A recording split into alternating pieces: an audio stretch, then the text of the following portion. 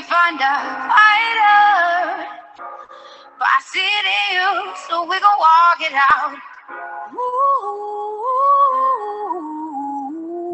mountains, we gon' walk it out, and mountains, and I'll rise like the day, I'll rise up, I'll rise unafraid, I'll rise up, and I'll do it 1,000 times again. And I'll rise up, I like the waves, I'll rise up, in spite of the age, I'll rise up, and I'll do it 1,000 times again.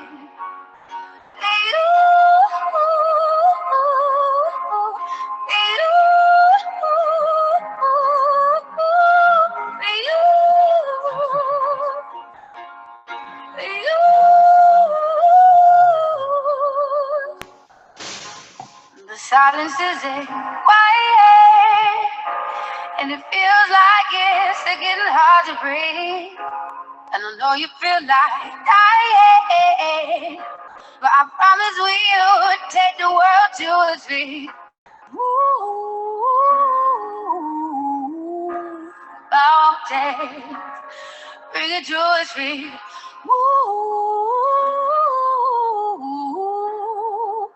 mountains, and I'll rise up, I'll rise like the day, I'll rise up, I'll rise unafraid, I'll rise up, and I'll do it 1,000 times again.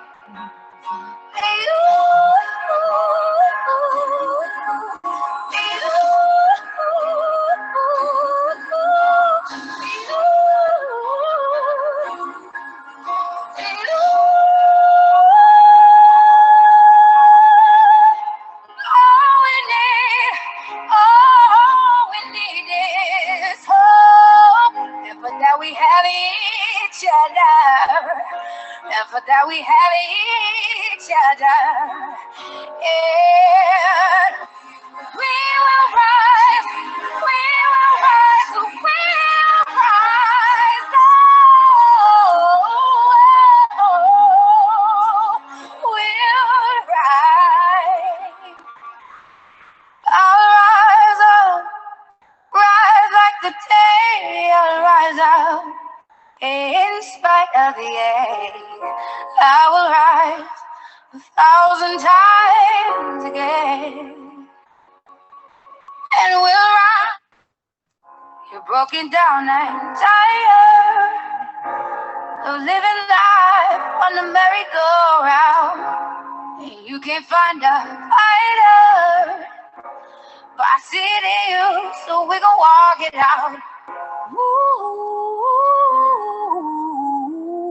mountains, we gon' walk it out, and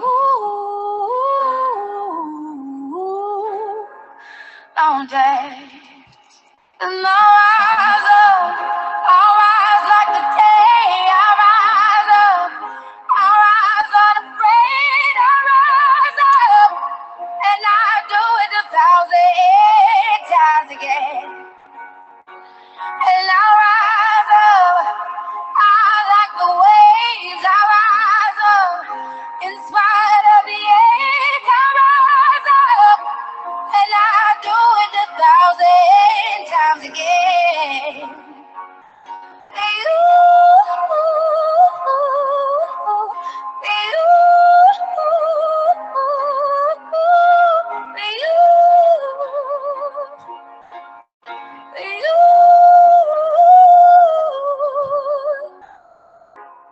The silence is quiet, and it feels like it's getting hard to breathe. And I know you feel like dying, but I promise we'll take the world to its feet. Ooh, mountains, bring it to its feet. Ooh, mountains, And I'll rise up, I'll rise like the day. I'll rise up, I'll rise unafraid. I'll rise up, and I'll do it 1,000 times again.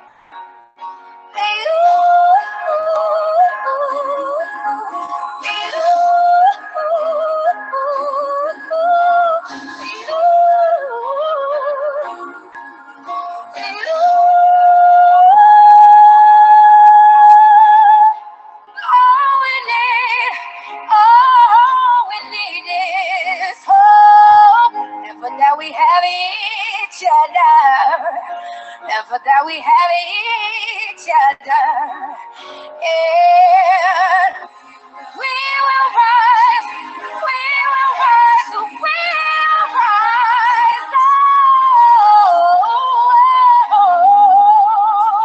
we'll rise, I'll rise up, rise like the day, I'll rise up. In spite of the age, I will rise 1,000 times again, and we'll rise. Well, welcome everybody. Thank you for coming. Okay. How's everybody doing tonight? Great.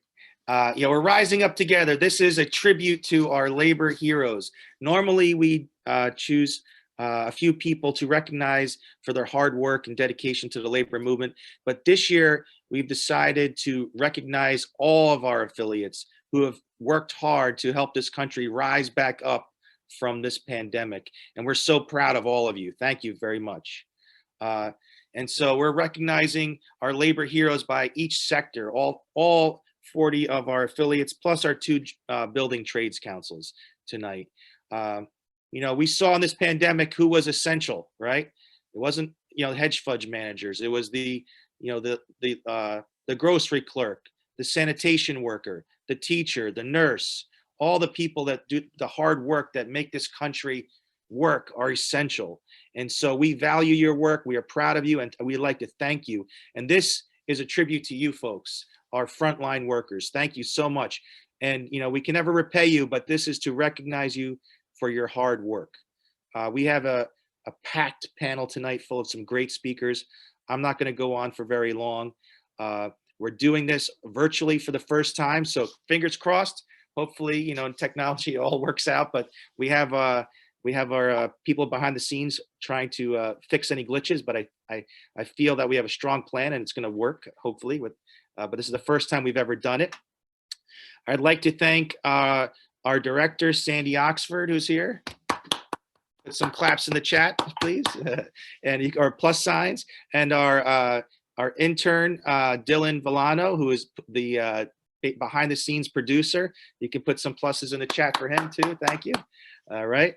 I would like to thank our events committee who put this all together.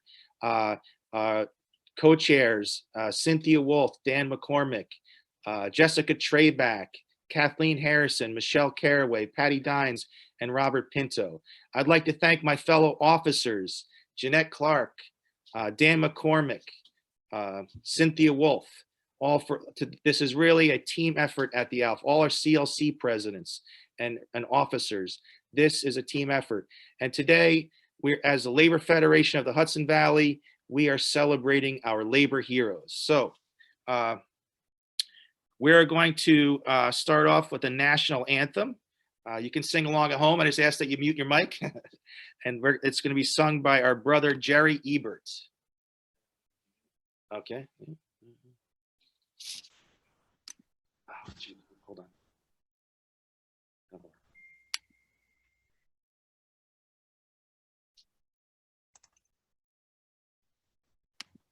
we go.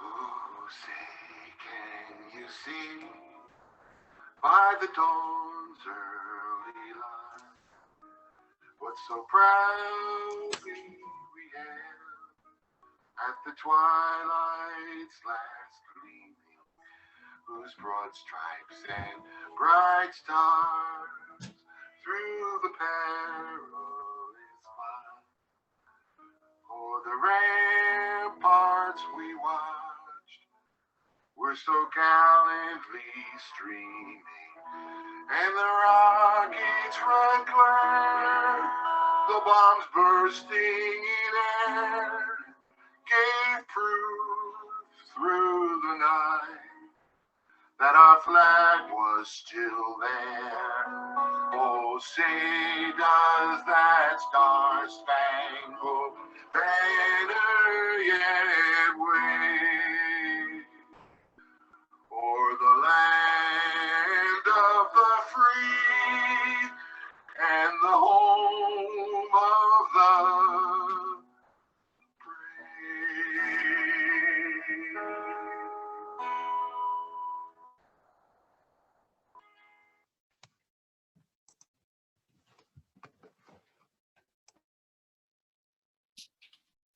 Thank you, Brother Ebert. All right. I'd like to call Reverend Richard Witt to do the invocation. Good evening, everybody. It has been a year filled with many emotions and many challenges. And so in my invocation, I'm drawn to two old church hymns. O shame to us who rest content, while lust and greed for gain in street and shop and tenement wring gold from human pain. Come, labor on, away with the gloomy doubts and faith with fear. Come, labor on, claim the high calling angels cannot share. To young and old, the gospel gladness bear. Redeem the time, it's ours to swiftly fly. Let us give thanks for the good work of the Hudson Valley Area Labor Federation and all of its members as they proclaim the value and the importance of work and the worker. Amen.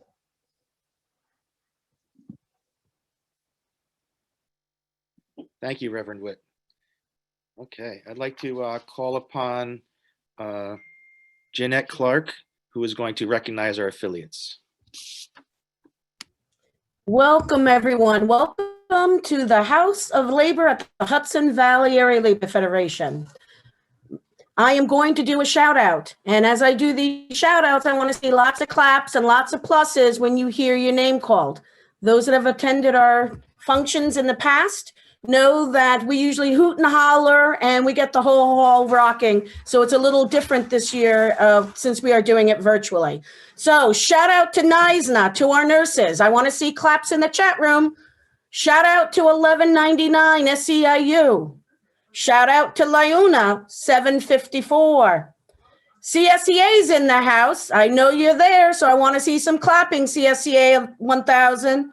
Smart Local 38 is in the house. IBW 503 is in the house. PEF is in the house. Come on, my brothers and sisters.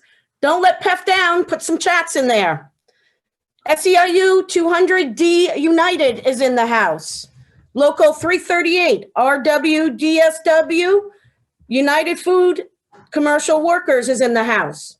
Labor 17 is in the house. CWA's in the house. Come on, Dan. I see you up in that corner. 1120. CWA is in the house. IUOEWE, 137 is in the house. Washingtonville Teachers. I see Sparrow's kind of got one of his shirts on over there in that corner. UUP is in the house. IATSE's in the house. IBW 444. We're actually in his house. We rent space from so thank you, IBEW. Waukegan Teachers Association is in the house. Insulators, 91. I'm not seeing the chats come up, guys. OPIU, 277 is in the house. Carpenters, can't forget the Carpenters, 279 is in the house. UFCW 888 is in the house. Valley Central Teachers Association. Shout out to the NYSEC guys. UFCW 1776 is in the house. Ontiora Teachers Association is in the house. Liuna 108. I saw you somewhere, so I know you're here. And we also want to thank our other ALF supporters, our Hudson Valley supporters. So shout out to the New York State AFCIO. We appreciate the support we've received from you. So we want to make sure that you are not only recognized, but get a super shout out. Same with WDI. Super shout out to our WDI in our house. Rockland CLC's in the house. Dutchess County CLC's in the house. Hudson Catskill CLC's in the house. And the Upper Hudson CLC's in the house. So a shout out everyone. And I see some chats are adding up here. So have a great time and thank you to our essential workers for everything you do. Thank you, Jeanette. All right. Woohoo. All right. I'd like to call upon Kathleen Harrison to recognize our elected officials and labor allies. And if we forget anybody or we miss anybody, please type your name in the chat.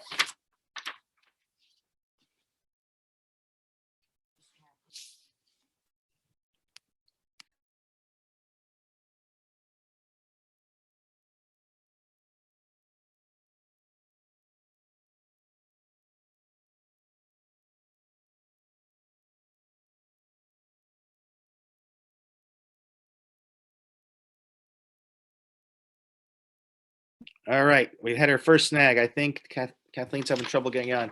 Cynthia, do you have the list? Cynthia Wolf? I do. What? Hmm.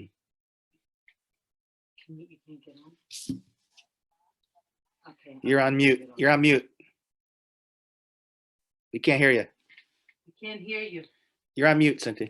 Okay, can you hear me now? Yeah, we can. All right. Okay, so I'm technologically challenged and the list is in my computer, so I'd have to get off Zoom to read the list and then you won't see me. Okay, we'll circle back and do this. All right. So if we'll come back to you. All right. Right, give me a second. Let me see if I can pull it up on my phone. Okay.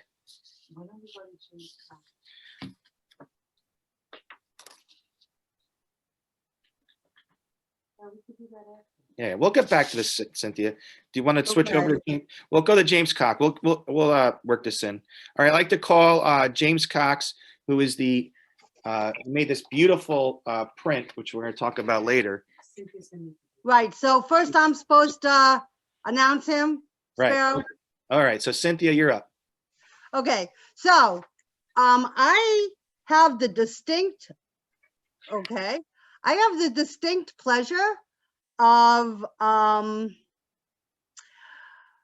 introducing you to the artist who created this beautiful print of all of our essential heroes holding up New York. And initially I thought that was the Brooklyn Bridge, but since James is from Staten Island, I have since been told, and I'm not going to pronounce it right, but I've since been told that it is the Verrazano's Narrow Bridge. And so without further ado, I really want you to hear from James Cox, the amazing art teacher from Staten Island, who had the inspiration to create this print, and he will share with you the amazing reasons why he did that. So James, you're on. Okay, great. Hi, everyone. It's really nice to be here speaking to you guys about this. So yeah, I just thought I'd share a little bit about the inspiration behind this work. Just tell the story about how it came to be.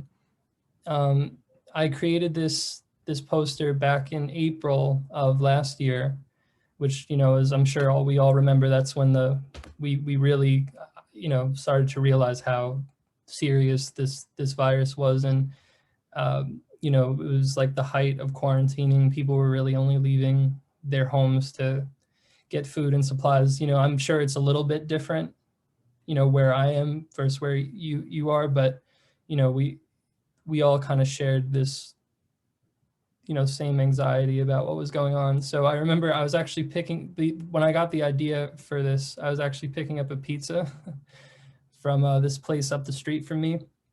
And I guess I got this like really just odd feeling of gratitude that I usually don't get when I'm picking up dinner, like a really like profound sense of like, wow, like it feels like it's the end of the world. And, there's still people out making pizza and food for people.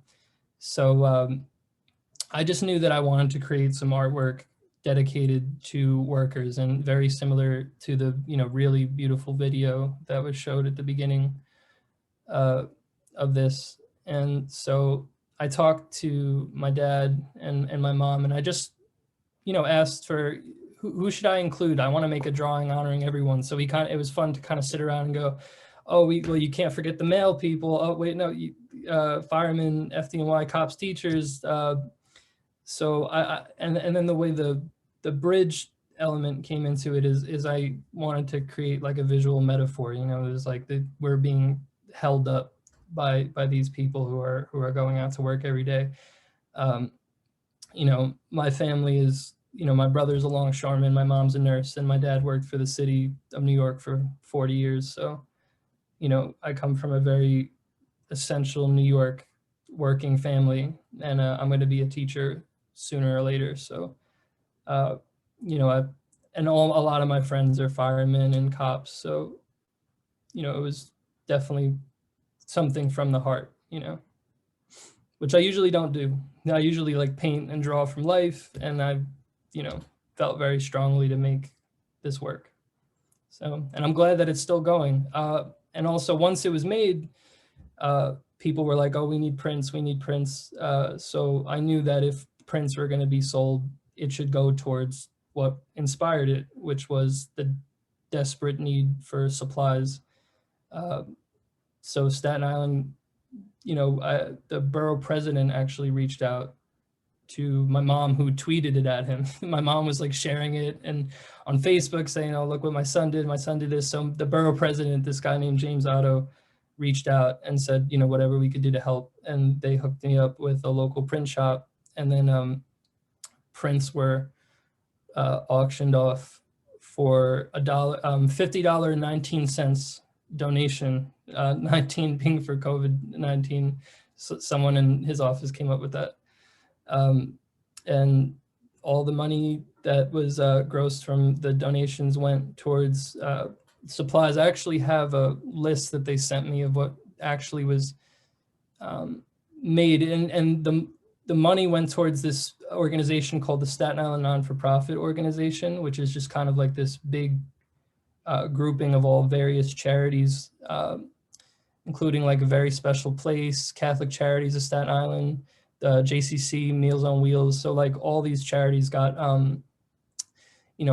almost 20,000 gloves, 25,000 examination gloves. There was like a different kinds of gloves, 800 ounces of hand sanitizer, 300 KN95 masks. So that's just some of the stuff that they were able to get for, through this.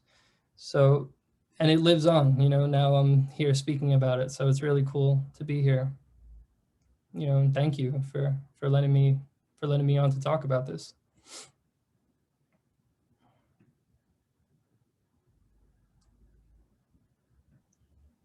Okay. Sandy's going to put the order form. If you'd like, we're doing a fundraiser. You can order prints. Cynthia, do you want to talk more about that? Okay, you're on mute. Lord, okay, am I muted? Now you're good. Okay, so because we believe that this print exemplifies and honors all of our essential frontline workers amazingly, to the point, to the key. And so in the Hudson Valley, we would like to also do a fundraiser so that we can raise money for PPEs or for our food banks, because as you all know, food insecurity is still a really, really, really big problem.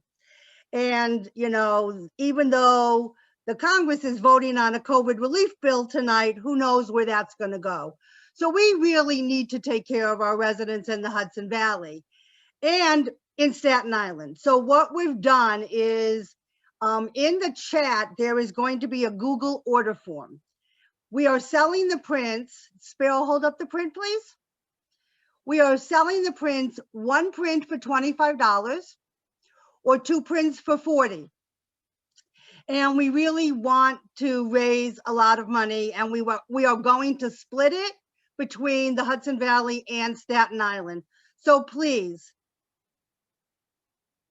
help us help the citizens and the essential workers of the Hudson Valley and Staten Island.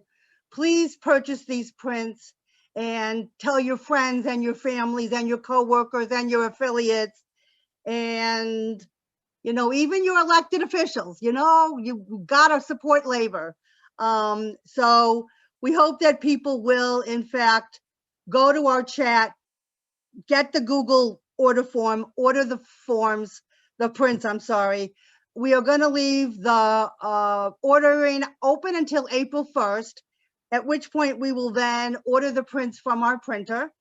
And the more that we order, the more money we raise, the more we support a union printer, and the more we support the union workers of the Hudson Valley and Staten Island. So please give generously. And, Reverend Witt, we need you to help us. The last time you helped us and you got us to raise a lot of money. So please help us, Reverend Witt.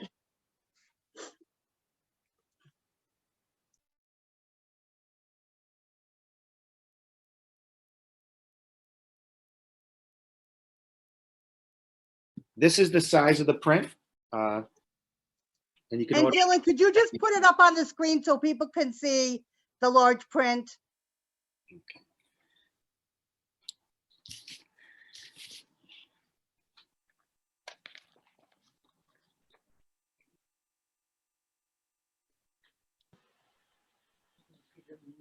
Yeah. And it's also on our brochure too. Our journal. Okay. Cheryl, what are the dimensions of the print? Do you know? It's on the order form if you take a look. Okay, thank you. Yeah. Okay. I have a list of the elected officials. I'm going to announce them. They're a little bit out of order, but we'd like to thank Senator Schumer, Senator Gillibrand, Congressman Jones, Maloney, and Delgado for their support.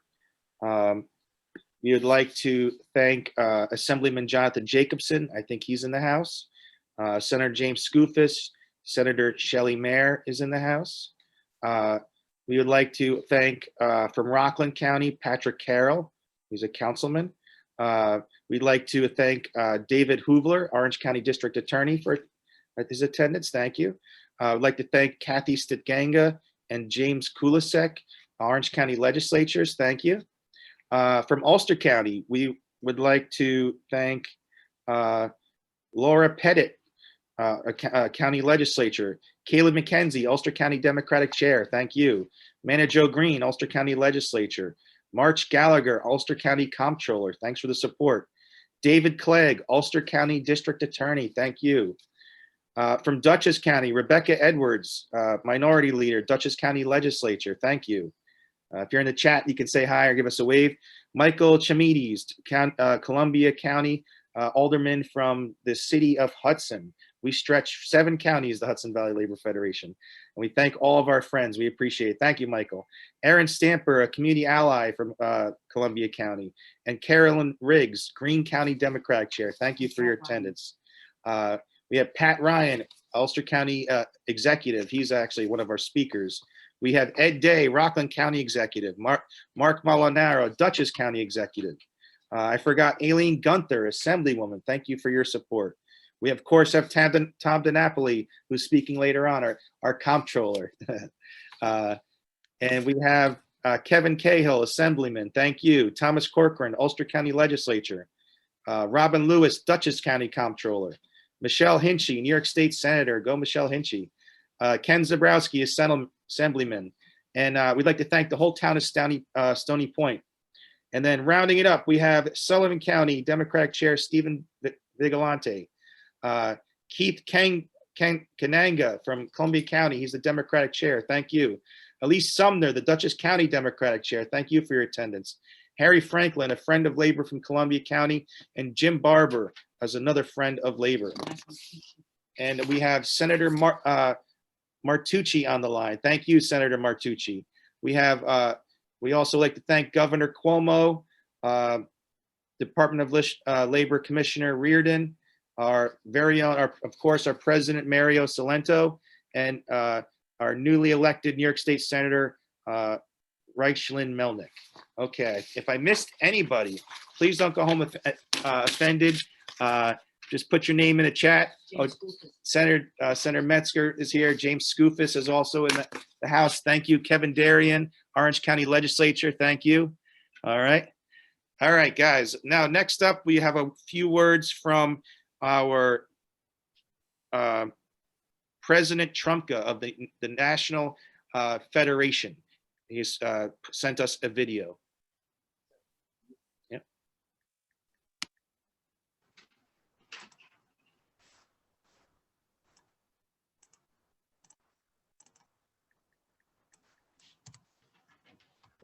I'm Rich Trumka, president of the AFL-CIO, and I want to thank the Hudson Valley Area Labor Federation for holding the 2021 Virtual Essential Frontline Worker Labor Heroes Awards.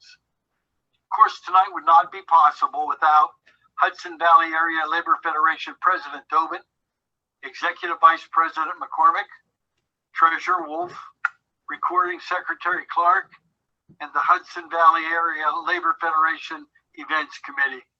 I want to thank you all.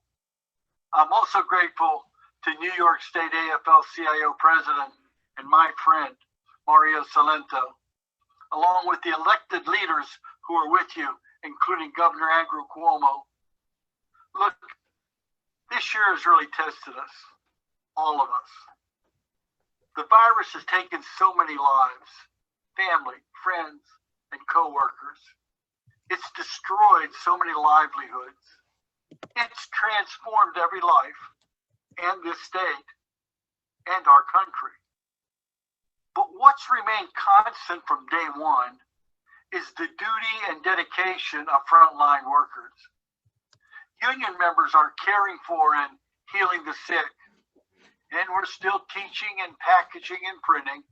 We're still building the roads and fighting the fires and feeding our communities. See, union members are being seen in a different new light. And America is seeing the power of being in a union. Throughout this pandemic, and long after it ends, what we must never forget is that all work has dignity. And that everyone, every last one of us, deserves fair wages and good health care, and that we are each other's keepers. And here's the thing, frontline workers are always heroes. And it's not enough to say frontline workers are essential.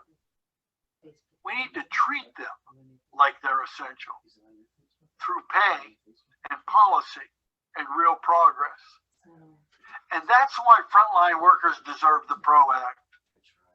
Earlier this month, the PRO Act was reintroduced in Congress with over 200 co-sponsors. It'll give tens of millions of workers access to our movement. It'll hold anti-union corporations accountable in a real way. It'll protect the right to strike and ban so-called right to work, and ending one of the last living relics of the Jim Crow era. It'll raise wages and shrink inequality. See, together, we must make it the law of the land, because collective bargaining is the best way to close wage gaps. And expanding it will provide protections for women, people of color, immigrants, and the LGBTQ community in areas where the law is still falling short. It'll give more workers a voice to speak up for safety on the job. It'll protect pensions and create a pathway to retirement security. and it'll open the floodgates of worker organizing so that union density accurately reflects union desire. See, let's make our case throughout New York. Your density is double the national average, but I know we can raise the bar even higher. Let's reach out to coalition partners and labor champions in elected office. And let's make the difference for those still sitting on the fence. Let them hear our voice. Let's refuse to accept compromise or half measures. This time, it must be different. You know why? Because we've earned it. A governor of this great state once said, if I went to work in a factory, the first thing I'd do would be to join a union. That man was Franklin Roosevelt. And more than 60 million people would join a union today if they could. FDR's leadership lifted a nation from the depths of the Great Depression, and his unwavering commitment to collective bargaining gave working people a fair wage, but it also gave us dignity. Brothers and sisters, let's finish FDR's mission. That's how to truly honor the frontline heroes that we celebrate tonight. That's how we build back better, with collective bargaining, with worker voice, and with unions. God bless you. God bless the great state of New York, and God bless the American labor movement. Stay safe, brothers and sisters. Thank you. Thank you, President Trumka. And I will put, if you like that photo montage we did before, I'm going to put a link to it on our YouTube page in the chat. Oh, maybe not. All right, we're going to put that in the chat. And I'd like to read a letter from our governor, Cuomo, who couldn't attend, but he wrote a letter, and I'm going to read it I told him how to read it. Dear friends, from Governor Cuomo, it is a pleasure to send greetings to everyone participating in the annual Labor Heroes Award event of the Hudson Valley Area Labor Federation, AFL-CIO, being held in this virtual setting. As the early epicenter of the COVID-19 pandemic, New York State has endured an especially difficult and demanding year. Yet nowhere is human strength and resilience more visible than among our dedicated workers who proudly carry out many responsibilities as members of various industries, performing jobs and services that are absolutely necessary to our communities and people's lives. Over generations, such hardworking men and women have been the solid foundation of the Hudson Valley's outstanding labor force. Representing the interests of this region's working people, the Hudson Valley Area Labor Federation is a voice of support, advocacy, and cohesiveness for all unionized employees. For the thousands who comprise this diverse population, or comprise, the Federation continues to provide strong leadership and action in ensuring their rights. Tonight, you take the opportunity to recognize union affiliates and members for stepping up to give their all to their jobs and communities during the challenges of a horrible pandemic. While this health crisis calls for us to be cautious and responsible through social distancing, technology thankfully allows you to continue this tradition in an online venue, reinforcing your ideals, unity, and purpose. I join to applaud everyone being honored for your willingness and capacity to give to your fellow New Yorkers when it was needed most. All of you have proven to be indispensable pillars of strength and generosity for the Hudson Valley, and you have the heartfelt thanks of a grateful community. Warmest regards and best wishes for a memorable celebration of true humanitarian spirit. Sincerely, Andrew M. Cuomo. Thank you, Governor Cuomo. All right. Now we are going to lighten it up a little bit. Am I spotlighted? Okay, good. We're going to lighten it up a little bit. We have past President Paul Ellis Graham is going to lead us in a little bit of labor trivia.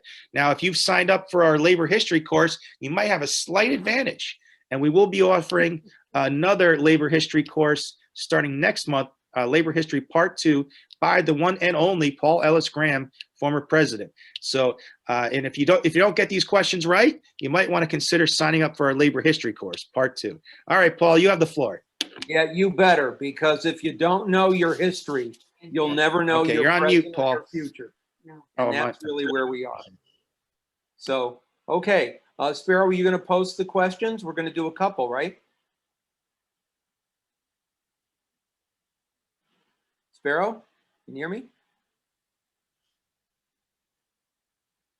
Oh, hold on. Hold on. Okay, here we go. There it is. Okay, there we are. So let's go with this. Okay, number one. Everybody, you can write down your answer. Your choices are: this horrific event in New York City's labor history occurred in part because owners had locked several, and it's missing, factory exits. What's the right answer? The Hindenburg tragedy, the draft riots of 1863, the Triangle Shirtwaist Fire, the wreck of the Edmund Fitzgerald. Everybody should get this right. The fact that you live in New York means you should get this. Okay, make your choice. You ready? Can we go to the next one? Here we go. All right, question number 2. Samuel Gompers, the founder of the AFL, was a member of what group of skilled tradesmen? Carpenters, cigar makers. Need to scroll a little bit. I'm reading the screen.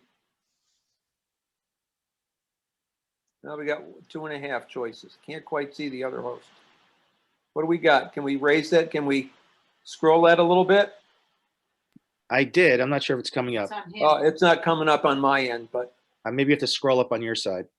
It's steel workers and textile workers are the next two. okay, right. So carpenters, cigar makers, textile workers is third, Sparrow. Yeah. Steel workers, Right, and the last one, textile workers. okay. So there are your choices: carpenters, cigar makers, steel workers, textile workers. So we didn't need the other two. You didn't need the other two. Okay. Let me see. Oh, there we go. Okay, I got it. Okay, number 3. Today, what group of people represent the largest group of unionized workers in America? Teachers, transportation workers, electrical workers, or lawyers?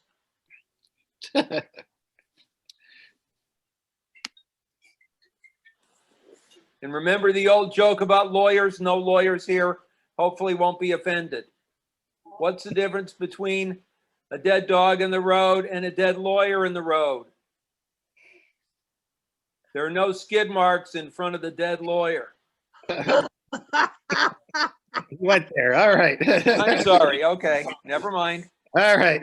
We're going to end the poll in 10 seconds. Okay, so make your choices. Carefully make your choices. All right. Are we going to go back and review the answers? Is that what we want to do?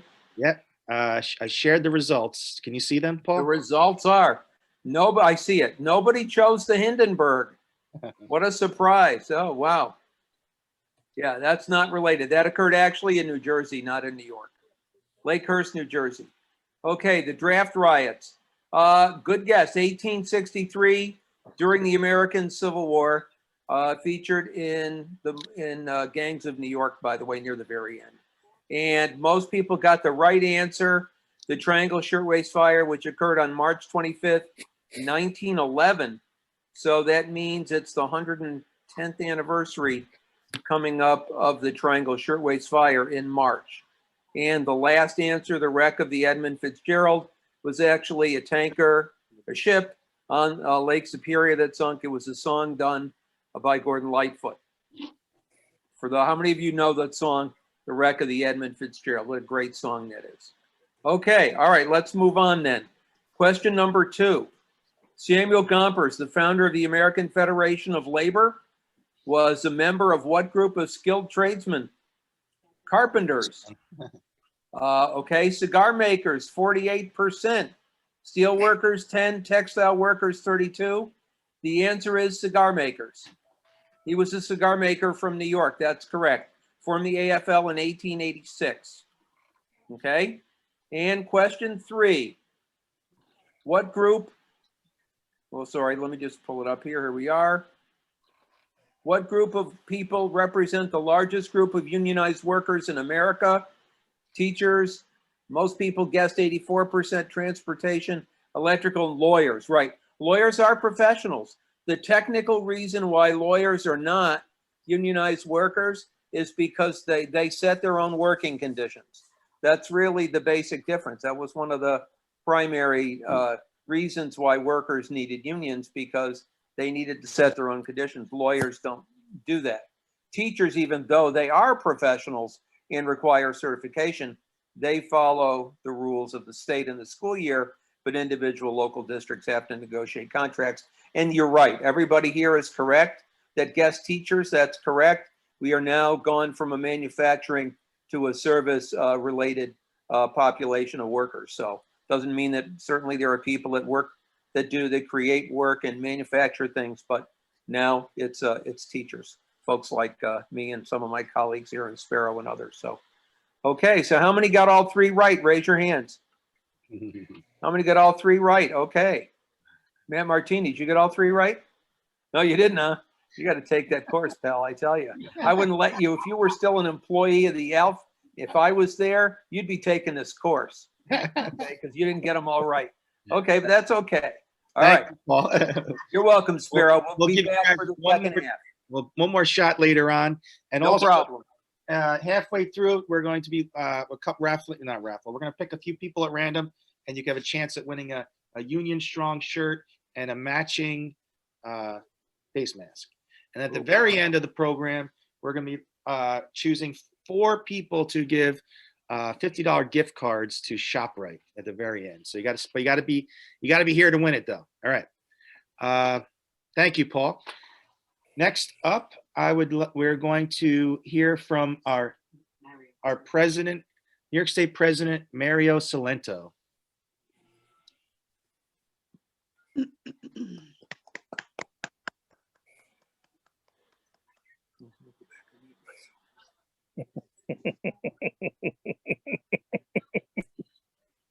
you for inviting me to say.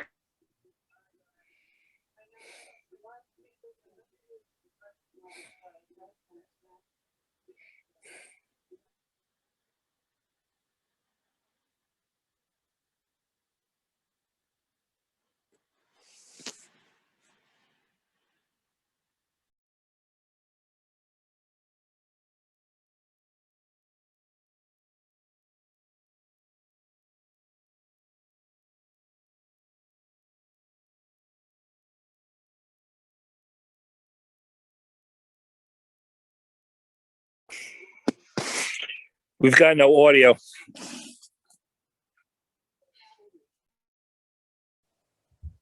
Sparrow, there's no audio to the video.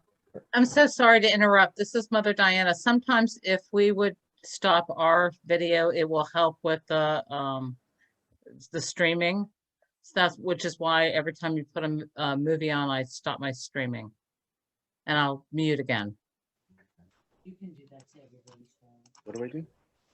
Thank you. There's no audio. First, I want to Okay, thank hold on a President second. Sparrow. I hear you. Hit play. Tobin. Sparrow, I want to thank you for taking the responsibility to lead this area labor federation, because it is a profound responsibility. You devote your time, your energy, your passion each and every day, and we are a stronger and more successful movement in the Hudson Valley because of you. I also want to thank your executive board. Each of you have day jobs representing your members, yet you still find the time to serve the greater good of this movement. And on behalf of your 2.5 million brothers and sisters across the state, I thank each and every one of you. I'd like to start by applauding the Area Labor Federation on your decision to set aside the tradition of individually recognizing labor heroes and instead honoring all the essential workers in the labor movement who from day one have put their own lives on the line, sacrificing so much for the safety and the well-being of the rest of us. It's the right and it's the honorable thing to do. The New York State AFL-CIO and the labor movement in general have been committed from the moment we learned about the coronavirus to protecting the health and safety of working people. Early on, we were able to secure paid leave for workers forced to quarantine due to exposure to COVID-19, and a law that establishes infectious disease standards for all public sector employees. We fought for and secured a line of duty death benefit for our brave essential workers who provide vital public services each and every day. It's the least we could do for the families these brave men and women leave behind. Moving forward, for the current legislative session, our priorities continue to be focused on helping the essential workers you're honoring today. But we're going beyond that to protect the health and safety of all working people who have in so many ways been impacted by this health and economic crisis. We start with the New York HERO Act. Right now, there are no statutory protocols for private sector workers in terms of how to respond to infectious diseases. The New York HERO Act would establish minimum standards for COVID-related workplace safety protocols statewide, as well as for any future communicable diseases. And it would establish protocols on appropriate use and levels of PPE, employee testing and related staffing policies, as well as other measures to increase safety and decrease exposure. Shame on us if we haven't learned our lessons these past 11 months. Next, we need to expand unemployment benefits. We still have so many of our own members out of work. Claimants shouldn't be penalized for accepting part-time work. They should be eligible for unemployment insurance without losing a disproportionate share of their normal benefits if they accept part-time work, especially since full-time work opportunities are few and far between right now. Currently, a person loses 25% of their unemployment benefit if they work only 4 hours a day. Your unemployment benefit should be tied to how much you earn, not your hours worked. And we're committed to making that change this session. As our members and all New Yorkers get back to work on a regular basis, we need to ensure working families have access to affordable childcare. As we learned at the onset of the pandemic, childcare provides a safe place for children to continue to participate in their educational activities while supporting a parent's ability to go to work. We also have to address broadband issues. We need state investment and regulatory intervention to increase high-speed broadband accessibility and services in high-need and underserved areas, as well as enforce labor standards on all publicly subsidized build-out. A lack of access in too many areas is making remote learning difficult or impossible. And I know that we would all agree, our children have suffered enough. Finally, in addressing the state's budget deficit, we must consider all revenue options in order to protect services and the jobs of the workers who provide them. Now is the worst possible time to reduce services, which in many instances are lifelines for so many New Yorkers. Instead, we must raise revenue by taxing the wealthy. In addition, the new industries proposed by the governor, including investments in cutting-edge renewable energy programs, adult-use cannabis that creates union jobs and revenue, expanded online gaming and new casinos must be enacted immediately. We can protect all New Yorkers from the worst of the health and economic effects of the pandemic. That's not just labor's hope. It is our expectation. So with that, I say a heartfelt thank you to all of our essential worker heroes. We owe you all a tremendous debt of gratitude.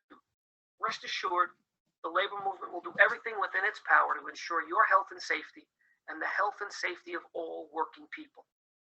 Together, and only together, we will achieve our goal for a better today and a brighter tomorrow. That is what being part of labor's family is all about. Thank you all, and good night. Thank you, President Salento. Wow, some great remarks. Okay, next up we have remarks from our Department of Labor Commissioner.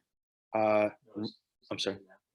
Oh, I'm sorry. Oops, I skipped over the comptroller. Sorry, my fault. We have our a true friend of labor, our comptroller, and Is Tom DiNapoli? Okay.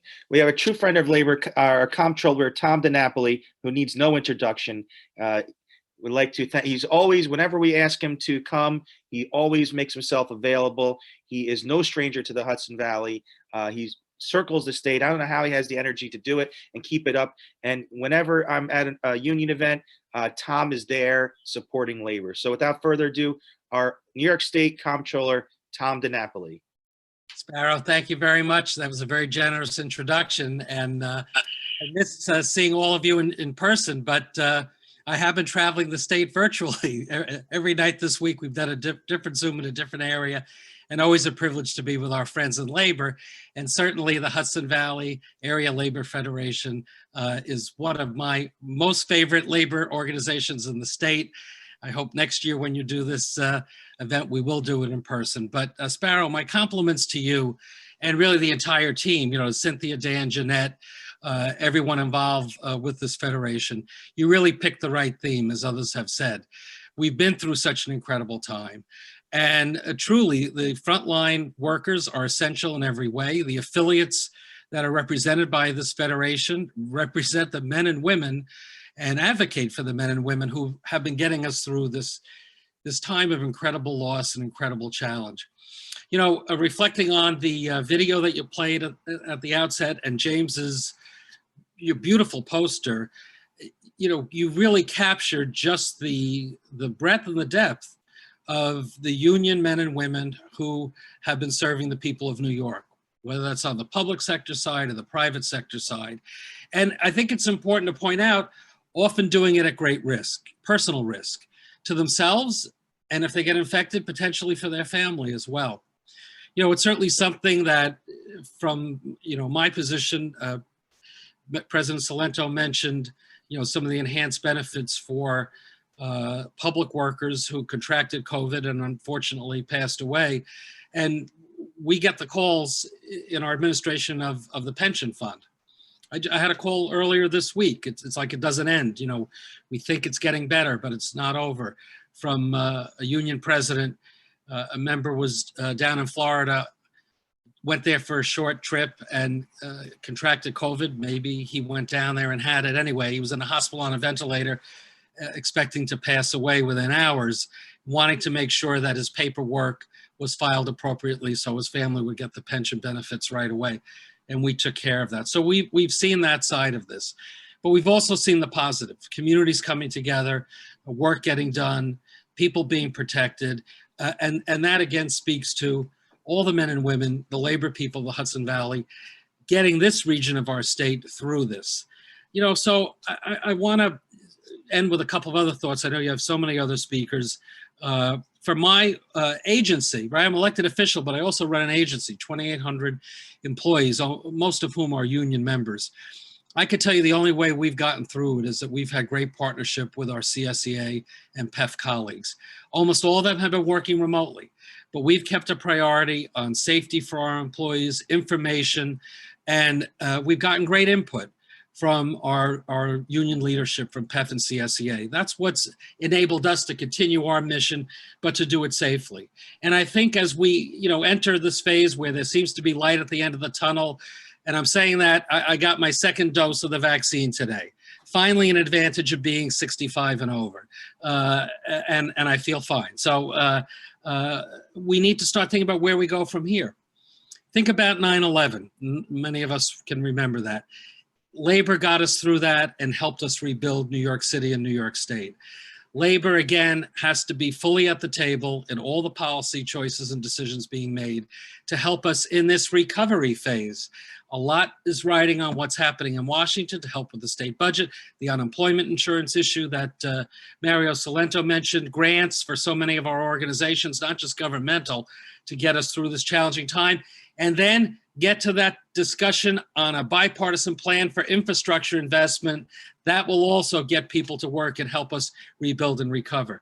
So, you know, I view where we're at now with a sense of optimism, because in many ways, the worst is behind us. We're not through it all yet, but the example that the frontline workers and the affiliates of the Hudson Valley Area Labor Federation have set forward, this is really the standard and the role model for what we need to see with the Alliance with Labor in every region of our great state.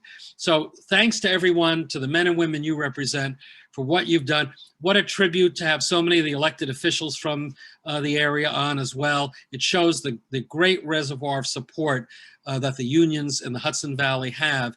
And just, count on me, count on my colleagues to do whatever we can to keep you all safe, keep you all working, and having that partnership with you so that recovery in New York is going to be stronger than ever in the Hudson Valley and everywhere else. Thanks again, Sparrow, for inviting me to be a part of this wonderful, wonderful special Heroes Award virtual ceremony. Thank you, Comptroller. Thank you. And if you want to see more of the Comptroller, he's going to be with us next Friday for First Friday, basically town hall, talking about the transition economy and the pension fund and the transition there, right? So plug that. He'll be back next week. Again, thank you, Comptroller. We appreciate it. Take care.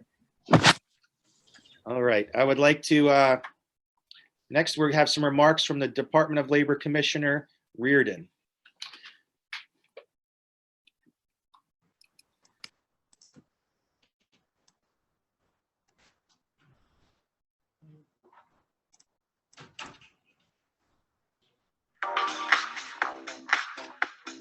It is such a great honor to be a part of the first ever Hudson Valley Labor Federation Virtual Labor Heroes Awards.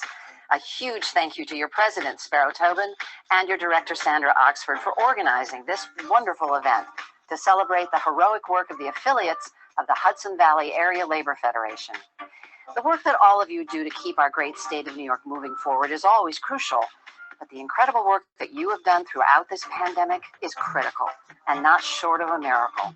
From our healthcare workers to our teachers, to our grocery store workers and those in our construction and building trades, you have stepped up to the front lines during this public health crisis, and you've kept us going.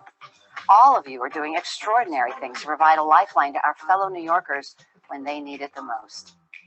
I recognize how hard it's been to work throughout this pandemic, and at times, I'm sure it's felt like it was an impossible task. You are among those making some of the greatest sacrifices. Many of you have worked an overwhelming amount of hours and missed celebrations and milestones in your own families to serve your fellow New Yorkers. You should all be proud of your perseverance, hard work, and tenacity.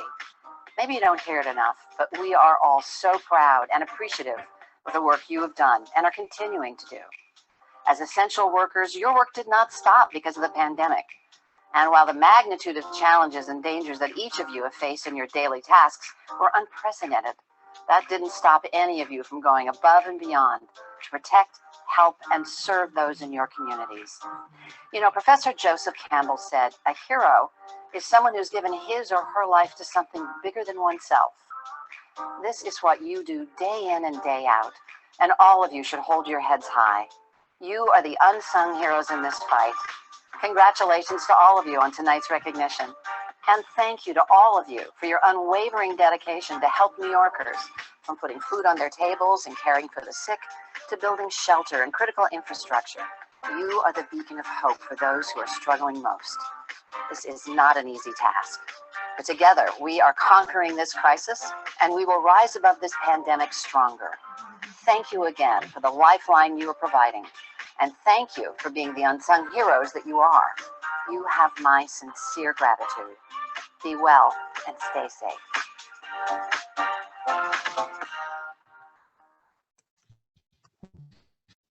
Thank you, Commissioner Reardon. All right, so we have a couple T-shirts that we're going to give away, and some face masks with the Union Strong on them, and we have some T-shirts here. We're going to give away 4 right now, and in a second, I've picked them at random from the registration. And if you're on, but you have to be here to win. And so the 4 winners are Mary Jane Bertram, WDI. Yay. The Honorary Brendan Lawler from the Dutchess County Legislature. Honorary Jonathan Jacobson, Assemblyman. And Maurice Brown, 1199 is in the house. Thank you. You guys can, we'll be in touch with how you can pick up your T-shirts and face masks. All right, I would like to call on Dan McCormick, who's going to, well, he can explain. Dan. Good evening, brothers and sisters. It's good to see all of you here this evening. So I have the privilege of introducing our new Congressman, Mondaire Jones. So I was trying to think the best way to basically introduce him. And I was thinking, what do we know about Mondaire? Well, he was born in Nyack Hospital, but then again, so was I. He lived and went to church in Spring Valley. I did that as well. And then I started thinking about it. You know, we've had interviews with him, sit downs, and you know, he's right on. He won a very tough crowded primary, but he basically annihilated the field, and he's the congressman, and we're so happy to see that. But I was thinking back to that election season, and one of the things that helped me get through it was the Mondaire mix, I call it. He put out a mix of music. I love music, and he had quite an eclectic taste in music, as do I. And he had many songs that spoke to me throughout that tough election cycle. Songs of justice, equality, respect, and hope. So the congressman cannot be with us tonight because he is currently voting on a COVID bill in DC. He just notified us earlier today about that. But I know he will be voting and applying all of those, bringing all of those qualities to bear as he casts his vote this evening. So with that, I'm going to be reading the letter he sent us, which is in the program, both the electronic journal and the written journal. From Congressman Mondaire Jones, proudly representing New York's 17th District. Dear friends, I am honored for the opportunity to send well wishes to everyone gathered for the Hudson Valley Area Labor Federation Labor Heroes Ceremony. While I wish I could be with you in person, I'm grateful for the opportunity to come together virtually. Thank you to Hudson Valley Area Labor Federation President Sparrow Tobin and Executive Director Sandra Oxford for your steadfast leadership during this difficult year. I would also like to recognize the 2021 Labor Heroes, our frontline workers. Thank you for the incredible sacrifice you have made each day during the COVID-19 pandemic. Your bravery and dedication kept vital services in the Hudson Valley up and running throughout this crisis. You are an inspiration to our entire community and certainly more than deserving of this honor. Again, thank you to everyone at the Hudson Valley Area Labor Federation. I wish you all the best in celebrating your fellow members this evening. Thank you for all that you do. Sincerely, M. Mondaire Jones, Member of Congress. So, sadly can't be with us, but he's with us in spirit, and he's doing the job he was elected to do today in Washington. So, thank you. Thank you, Brother McCormick. All right, we would like to take a second now for a little music interlude, and to thank our sponsors, all the generous folks that have chipped in to make this event possible. So we've put together a little slideshow, basically a section, basically what's in the journal. And we also have a link to the journal, correct? Yes, I will. And we'll put a link to this virtual journal that you can also check out if you want to go through the pages. I always like to look through the pages when we are at an event. All right. I'll mute myself.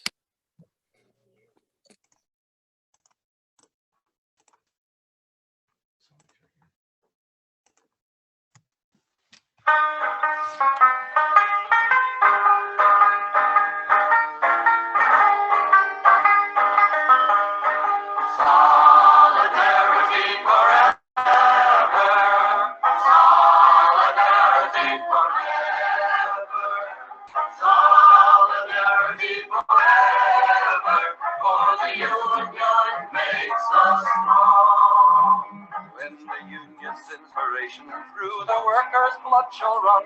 There can be no power greater anywhere beneath the sun. Yet what force on earth is weaker than the feeble strength of one? But the union makes us strong. Solidarity forever. Solidarity forever. Solidarity forever. the union makes us strong. It is we who plowed the prairies, built the cities where they trade, dug the mines and built the workshops, endless miles of railroad laid. Now we stand outcast and starving amid the wonders we have made, but the union makes us strong. Solidarity forever, solidarity forever, solidarity forever, for the union makes us strong. They have taken untold millions that they never toiled to earn, but without our brain and muscle, not a single wheel can turn.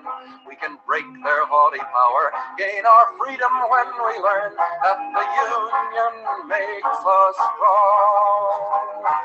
Solidarity forever, solidarity forever, solidarity forever, for the union makes us strong. In our hands is placed a power greater than their hoarded gold, greater than the might of atoms, magnified 1,000-fold. We can bring to birth a new world from the ashes of the old, for the union makes us strong. Solidarity forever, solidarity forever, solidarity forever, for the union makes us strong.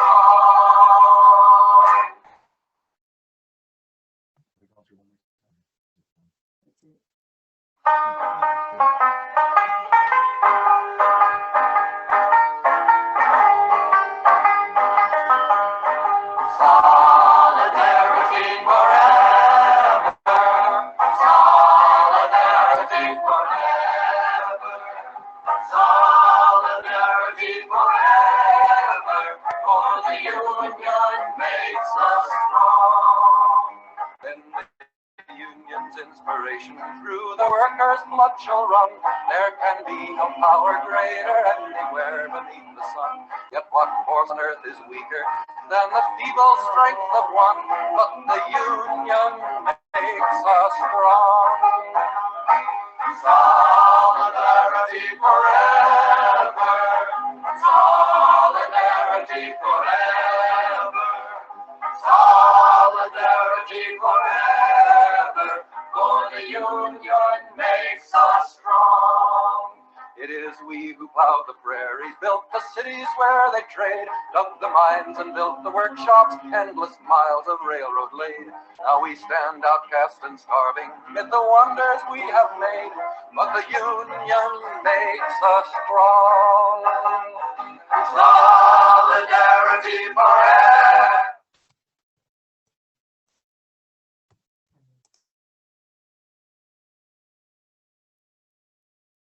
All right, that's good. Thank you, guys. Oh, that's not working.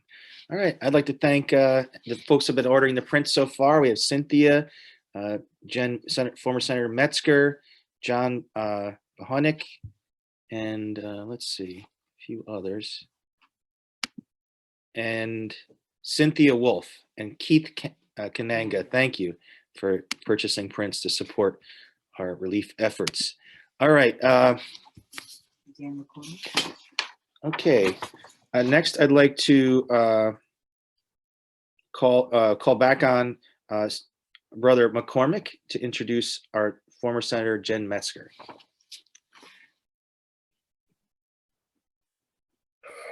Brother McCormick. Yeah, I got to get the glasses straight. So, okay. So Jen Metzger, she moved to the Hudson Valley approximately 10 years ago. I first remember meeting her as a pipeline candidate for the WFP. I knew early on she was an intelligent woman, was destined for good things for both herself and the community. Jen's always pursued the right answer, not the convenient answer, not the one that you wanted to hear. She always did the right, did her homework. She always looked to do the right thing, even sometimes at even when it wasn't, advantageous to her and maybe her family at times. We do that. I'm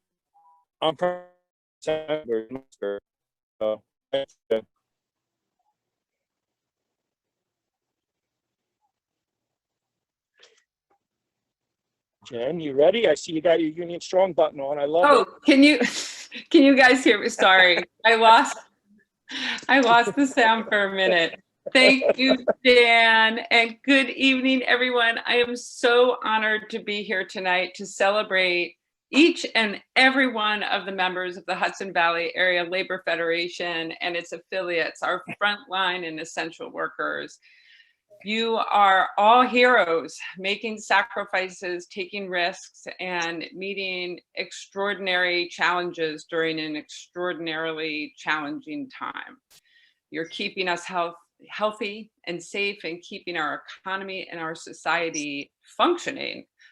There are moments in history that are critical junctures. They're crises that are so huge and so jarring that they shift society's frame, our way of seeing things, and enable us to see things that either we couldn't see before or that many people just took for granted. And this pandemic, I feel, is one of those junctures. It's brought into sharp focus something that we all here in this virtual room know to be a basic truth. And that is just how essential every one of our brothers and sisters in labor are to the well-being of our society, the very functioning of our society and our economy. The fact that our most basic needs for food, energy, mental and physical health, education, transportation, you name it, these needs cannot be met without you and the work you do every single day. And I'm sorry, just as, Sparrow mentioned at the beginning, you just can't say the same thing about a Wall Street trader or hedge fund manager in terms of the value of their work. But at the same time, this pandemic has also shined a bright light on how upside down our world is in some ways. The fact that many of the jobs recognized as essential, the home health aide and the grocery store clerk, are among the worst paying. That standards to ensure a safe workplace environment have not been adequate in many places and have not been enforced. And that the services that working families need, childcare, broadband access, affordable health care, are in many instances lacking. So we recognize that our workers are essential, but we have a lot more to do to invest in our workers and protect them and working families as we should be doing. So let's seize the moment and make the changes we need to make to recognize the dignity in all work. And there's so much we can do. So many of the great proposals have already been mentioned earlier, but passing the New York Heroes Act so that we have these important enforceable workplace safety standards, make it easier for workers to access paid sick leave to quarantine and self-isolate. We're going to get this federal relief that we so desperately need. Let's make sure that we're investing in childcare for working families and broadband access for remote learning. And we still need revenue to pay for education, Medicaid, and other essential programs and services that government provides and that our communities need. So we need to pass those revenue raisers like the millionaire's tax, the stock buyback tax. I had sponsored that, it wasn't on your list, but that's a good one to pass as well. And we have to we have to make sure we put in place important workforce protections like safe staffing. And there's so much more that, we could talk about, but I only have a few minutes to speak. So I just want to close by expressing my deepest, deepest gratitude to all of you for the sacrifices you've made during the pandemic and the essential work that you perform and have always performed. You are my heroes, and I will always stand in solidarity with you. So thank you. Thank you so much, Jen. Thank you. All right. Thank you, Senator Metzger. All right, let's go to, I'd like to call on Sister Harrison, Kathleen Harrison of CSEA. She's going to introduce County Executive Pat Ryan. Hi, it's my pleasure to introduce Ulster County Executive Patrick Ryan. Through this pandemic, his exemplary leadership and sincere commitment to not only the Ulster County employees and union members, but also to our entire community has really carried us through this pandemic. Mr. Ryan has managed not to have any layoffs, and he has implemented many initiatives to benefit our community. And he does live broadcasts twice a week through Facebook to keep us informed and to communicate with us and to just show us all that he's there right with us. And he's, truly, he's a great leader, and he's here to serve our community. And I just want to say thank you very much, Mr. Ryan, for everything you do. I really appreciate it. And all, the Hudson Valley Area Labor Federation, we're honored to have you here today. Thank you. Thank you, Kathleen. I'm the one who feels honored, and I'm so proud of you and almost 1,300 other of our great team members. And so it means more than I can say to hear that from you. So thank you very much. And to be with you all, man, I miss everybody. This is tough. Sparrow and Sandy, Jeanette and Cynthia and the whole team, thank you for making this happen. I think I know I needed this after a really long week just to see everybody. So thank you so much. And I hope we all take some energy and positivity from tonight, because, I've been doing these updates now for almost a year of the pandemic. And every time I have to talk about the number of lives we've lost and think about their families, it gets harder and harder every time. But when I think when we look back on this year, what I think we will all remember is actually the resilience and the compassion and the ingenuity and the response, the positivity of the response of our whole community. And I can say, being on the ground level of this thing, the backbone of that response was you all, was our union workers in so many different ways that they never expected to do, stepping up. And I saw this sign in the opening video, we were always heroes. It was someone standing actually in front of the Kingston Hospital, which I'll talk more about in a minute, saying we were always heroes. And I think we all know that, but now a lot more people know that. And in Ulster County, it's just been, I'm so proud. Like, just a few examples, we were one of the first counties to set up a county-run testing site early on. And in just a weekend, our DPW team, our IT team, our health and mental health team, our public safety, and so much more worked through the weekend to get this up and literally save lives by getting a testing site up. And then we stood up this hotline for our residents, and we called on our workforce from every department to volunteer. And we had an overwhelming sea of volunteers who said, I'll work more hours. I want to be on that line, taking hundreds of calls from residents who were literally desperate and scared and homebound and worried. And we had members of our 911 staff, our probation team, our finance team, our office for the aging, everybody stepped up, and they're still doing it. Every day, those folks are answering hundreds of calls. We are that lifeline for people in this crisis, and that is all powered by our incredible our union members and team and leaders. So I'm so thankful, and I think all the residents of the county are so thankful. And the other thing that happened this year, I think that we have to recognize, and that I want to specifically recognize, is how all of us stood together as a team when we saw something wrong or something that needed to be fixed. I was on a call organized by the ALF about 6 months ago, and some of our NISNA nurses said something is wrong at the hospital, and they're starting to take away mental health services and substance use services right in the middle of a pandemic when we've seen suicides and overdoses spike. And out of that conversation came now this powerful set of rallies and letter writing and organizing and calling attention to the injustice of what has happened. And it's been my honor to stand with many of you, NISNA and 1199 and so many others, often in the freezing cold, and draw attention to that and say, we are not going to let this stand. And that all came from this group saying, you know what, even in this challenging time, we're not going to let this kind of thing happen. So, you know, as we come out of, as Senator Metzger said so eloquently, and Jen, we really miss you.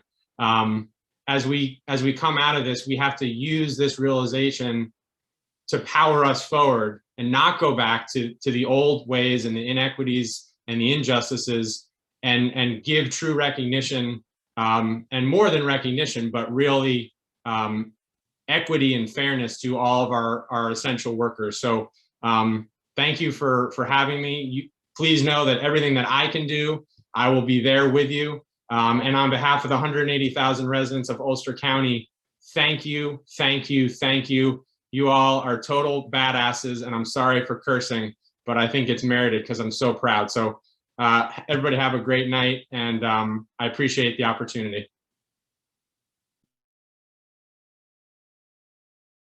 Thank you, County Executive Ryan. All right, we have some more t-shirts to give away. All right, I have Brian Pugh has won a t-shirt. Craig Gulifoyle has won a t-shirt. Yeah, I'm highlighting that. And we have Quentin Cross has won a t-shirt. And the first person registered for the event won a t-shirt, and that is Jeanette Strominger. Congratulations, folks. We'll be in touch. Janet Strominger. Type your names in the chat. Okay. I would like to call Brother Ellis Graham back up for some more labor trivia, part 2.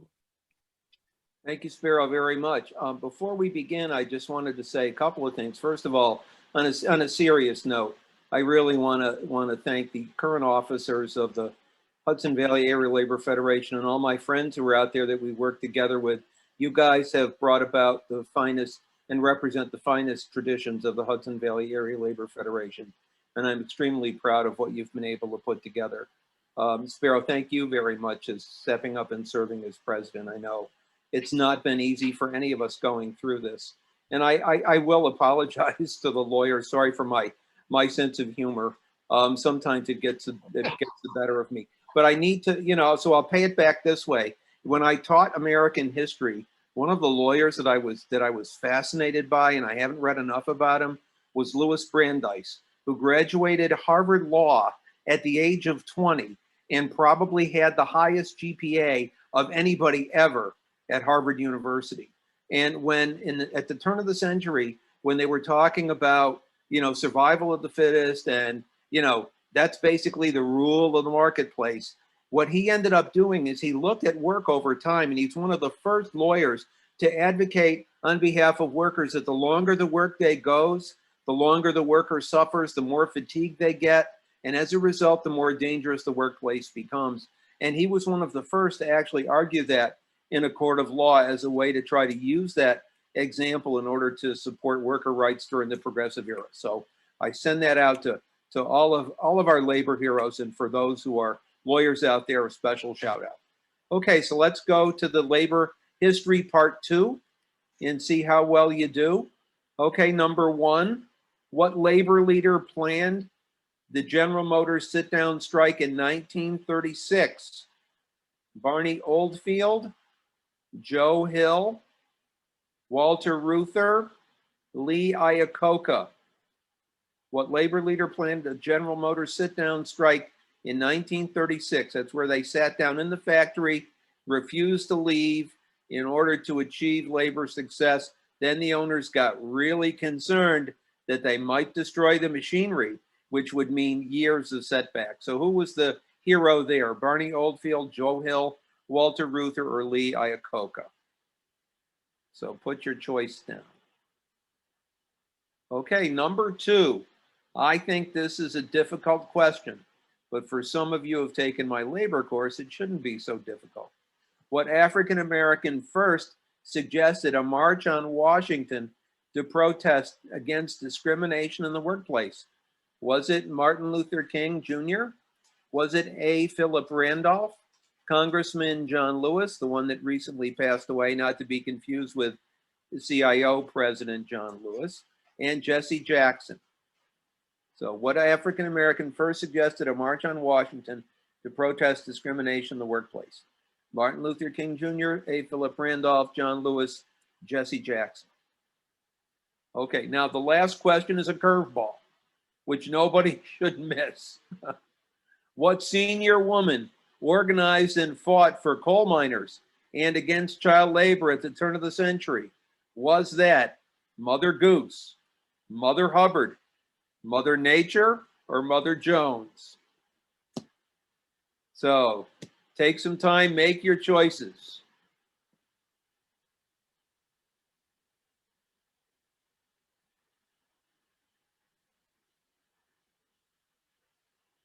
Paul, no one's going for Mother Hubbard. I don't know why. Yeah, I don't know. Maybe they're stuck in the cupboard trying to get something to eat. Someone said Mother Goose. Okay, well, we'll see. I don't know. Thank you, Senator Metzger. See you later. Okay, so when do you tell when? All right. 20 more seconds. Okay, no problem.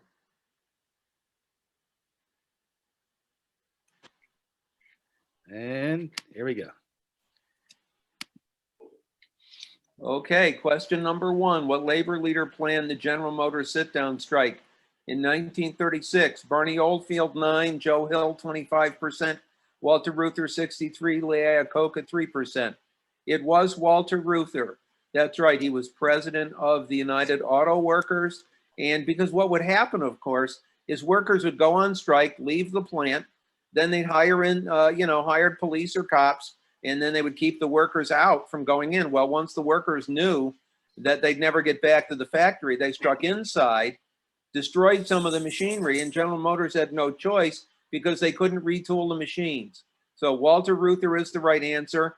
Barney Oldfield was actually a racing car driver at the turn of the century. Joe Hill is the evocative leader, one of the heroes and martyrs of the IWW. And Lee Iacocca was a designer and engineer at Ford who developed the Mustang and then later went to Chrysler and saved Chrysler. Okay, number 2. All right, this is tough. This, I think, was the toughest question of the night. What African American first suggested a march on Washington to protest discrimination in the workplace? And it looks like the majority wins. It's A, Philip Randolph. He suggested that during World War II, when he saw that African Americans weren't being given a fair shake by the U.S. government in the midst of a war. And they went to FDR, and basically he said, you know, I'm not backing down. We're going to come. And he was head of the Union of Sleeping Car Porters. And essentially that's true. It was, in fact, Randolph that gave the idea that King picked up on in the early 1960s. John Lewis is a great choice. He obviously was an associate of King, and Jesse Jackson was, obviously too young to be a labor leader, an advocate in the early in the 1940s. So anyway, that's the answer to that. Okay. Looks like we have a. Oh, look! Wow, everybody got this right. What senior woman organized and fought for coal miners? Yeah, the answer is Mother Jones. What was her first name? Anybody? What was Mother Jones's first name? Begins with an M also.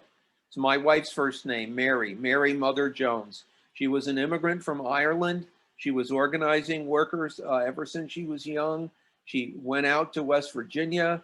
She was all over the country, out in the Pacific Coast where the IWW was active. and she was involved in trying to bring about justice for coal miners in Colorado during the Ludlow massacre, which is a horrific event, by the way, featured in the labor course. So all I would tell you is if you're interested in labor history, and we try to put this course together last year, and it worked out really well, and so we offered it again this year. So again, I just want to say, please think about that if that's something that you're interested in. And it's so nice to see all my friends, see Jeanette and Sparrow and Cynthia and Debbie and all of you folks out there, Fritz and others. So again, thank you. Thank you to many of our electeds who were here for doing a great job in the middle of this mess. Tom DiNapoli is one of the nicest men I think you'd ever want to meet. And he and James Skoufis, of course, is my former student. So it's terrific knowing that he's involved again, of course, as always. So peace. Thank you, Sparrow, for inviting me. Enjoy the rest of your meeting. I'll be here. Thank you, President Graham. You're welcome. All right. Now it's time to present the Labor Hero Awards. First is going to be Debbie Soretti accepting on behalf of postal workers. I'd just like to read we're going to give all of our 40 affiliates and 2 building trades councils are getting recognized. This is the 2020 Essential Frontline Labor Hero Award, is being presented to APWU Local 3722 in recognition of the meritorious work undertaken by your members during these most challenging and turbulent of times. The members of APWU Local 3722, provided quality care and invaluable services to the people of the Hudson Valley, often at their own personal risk and without access to protective equipment and resources needed for their safety and the safety of their families and communities. The courage and commitment shown by your members daily, despite the inherent dangers, must be acknowledged and commended. Their sacrifices are a testament to their strength of character, and their accomplishments shall forever be remembered. Presented to APWU Local 372 by the Hudson Valley Area Labor Federation this 26th day of February 2021. And all of our affiliates will be getting these, plus our 2 brother chapters of the building trades. Okay, Debbie, I'd like to call Debbie Soretti up. She is a executive member of APWU on the national level, but she got her roots right here in the Hudson Valley. She's one of us, absolutely. That's right, always. Thank you, Debbie.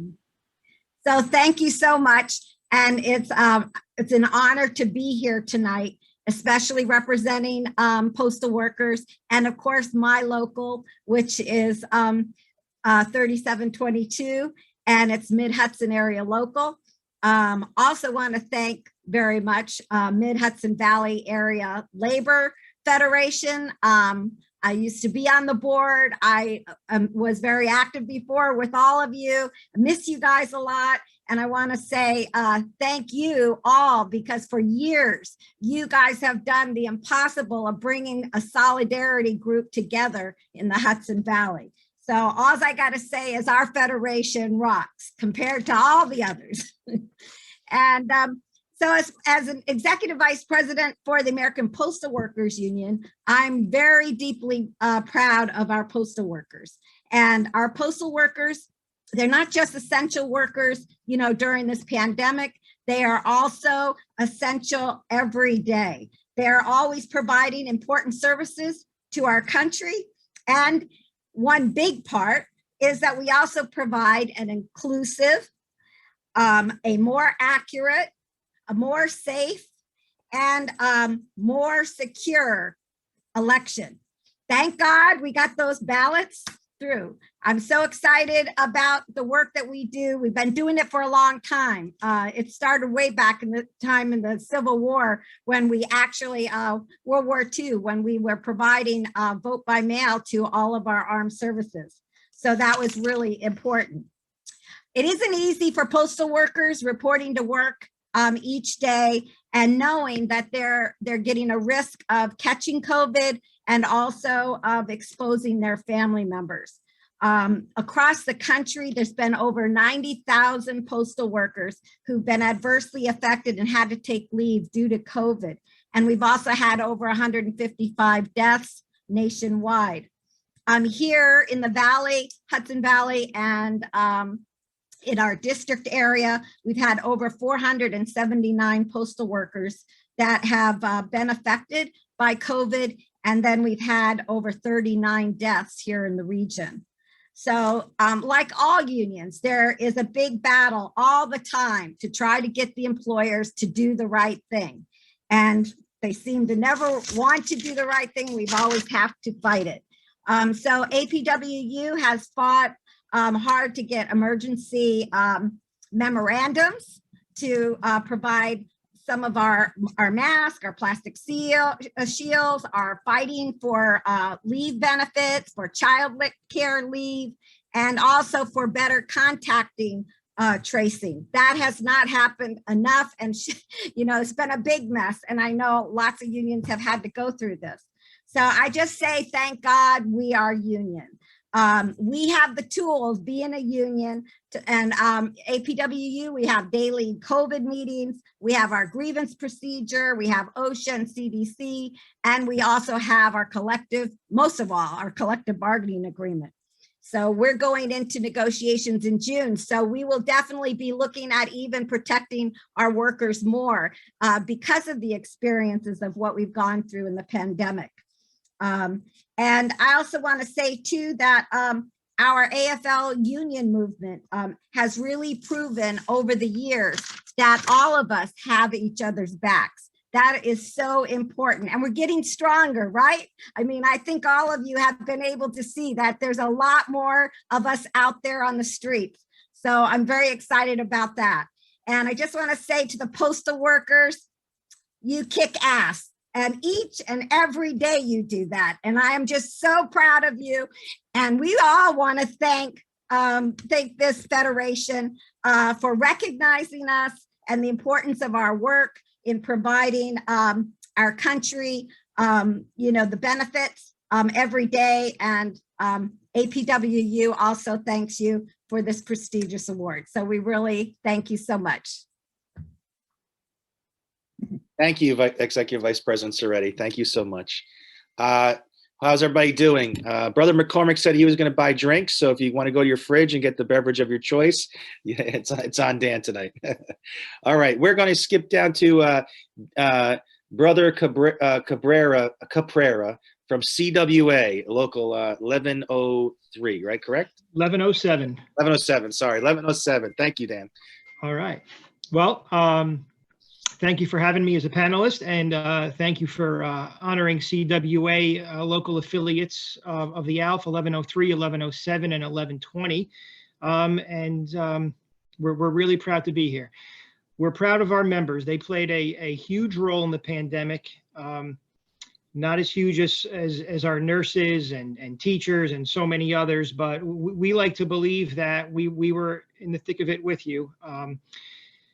The broadband topic has been front and center on this call tonight, and we were there for that. So many of our customers did not have access to the high-speed internet, slower speeds from non-union affiliates, I guess you could say. So we were very busy. Everybody was realizing really fast that the union quality work of CWA and the companies they work for were really providing a great service, and we just became super busy. And everyone knows how the need for high-speed internet came to be.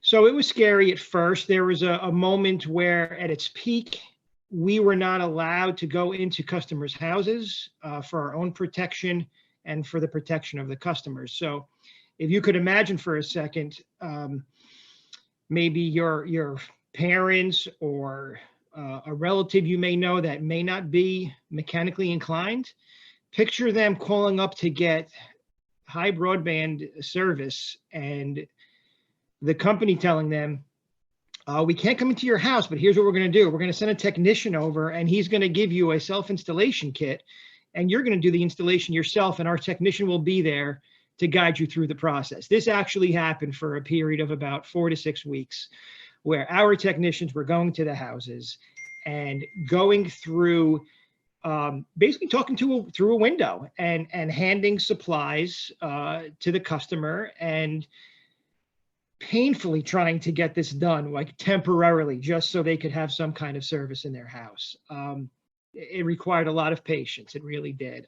We got through it, and then as things calmed down and we got more PPE, we were able to go back to those customers and, make the installation whole. But, we provided, a Band-Aid and gave them what they needed. And there was one installation I was on where there was a nurse actually leaving for work, and her husband was home, with me. And, you just feel her energy and her commitment to fighting the pandemic, seeing her in her scrubs. And while I was doing a tiny thing compared to what she was doing, it did make me feel part of it. And it was a really good thing. We had just other customers telling us, thank you, there's just one less thing for me to worry about, knowing that I have good quality internet. But, our members really did a great job. The boots on the ground came through, and our union leadership came through, because our union leadership and our political activists, they brought the digital divide to the forefront during this pandemic, and it's long overdue. I know Senator Metzger jumped off, but that was her first. She's a good friend of CWA, and that was her first order of business in early 2019, before COVID-19. The rural areas were underserved, and she was out in front of that. And we have many more friends in Albany that intend to keep pushing her legislation forward. And I'm happy it came at such a cost, but I'm happy now that the conversation for broadband for all is front and center on everyone's mind. And I'm hoping we'll see something positive come out of it. Thank you again for having CWA participate. All right, let's give a round of applause for our communication workers. As a teacher, I know that we could not teach without broadband. And I know all the folks that are working at home could not work from home safely without you folks. So thank you, communication workers. Definitely. All right, thank you, Daniel. So next up, we're going to recognize our public employees, and our Southern Region President, Anthony Adamo, is going to accept the award on behalf of our public employees.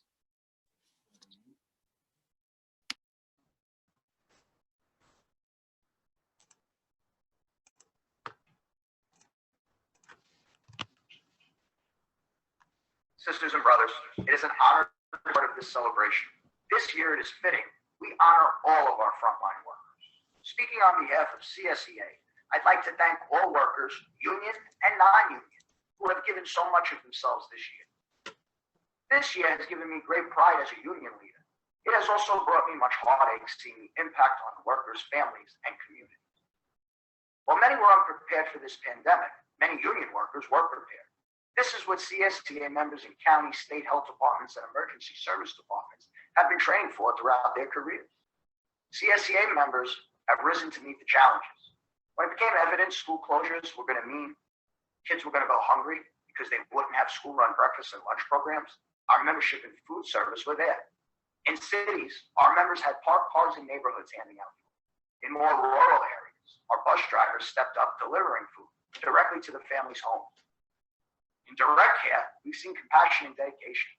Despite struggles of illnesses, shortages of PPE, and caring for people while also having to juggle childcare and schooling for children at home, the work has been utterly exhausting, but all of these heroes have prevailed. CSEA members are continuing their daily work while also stepping up to fill the gaps. We've seen county probation officers volunteering to drive and take the Meals on Wheels runs. We've seen IT workers getting needed infrastructure up and running for vaccines. We've seen State Department of Transportation driving across the state, sometimes 7 days a week, transporting the PPE to the state-run testing sites. Union workers have put themselves at risk, all for the greater good of New Yorkers. We also acknowledge our vast losses. To all of the critics who cited the statistics that made light of this pandemic, who said this is no different than the flu, I would like you to think of all the families for whom that statistic wasn't in their favor. We had CSEA members.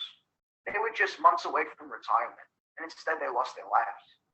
We had members who originally came to this country for better lives, only to have their lives cut short.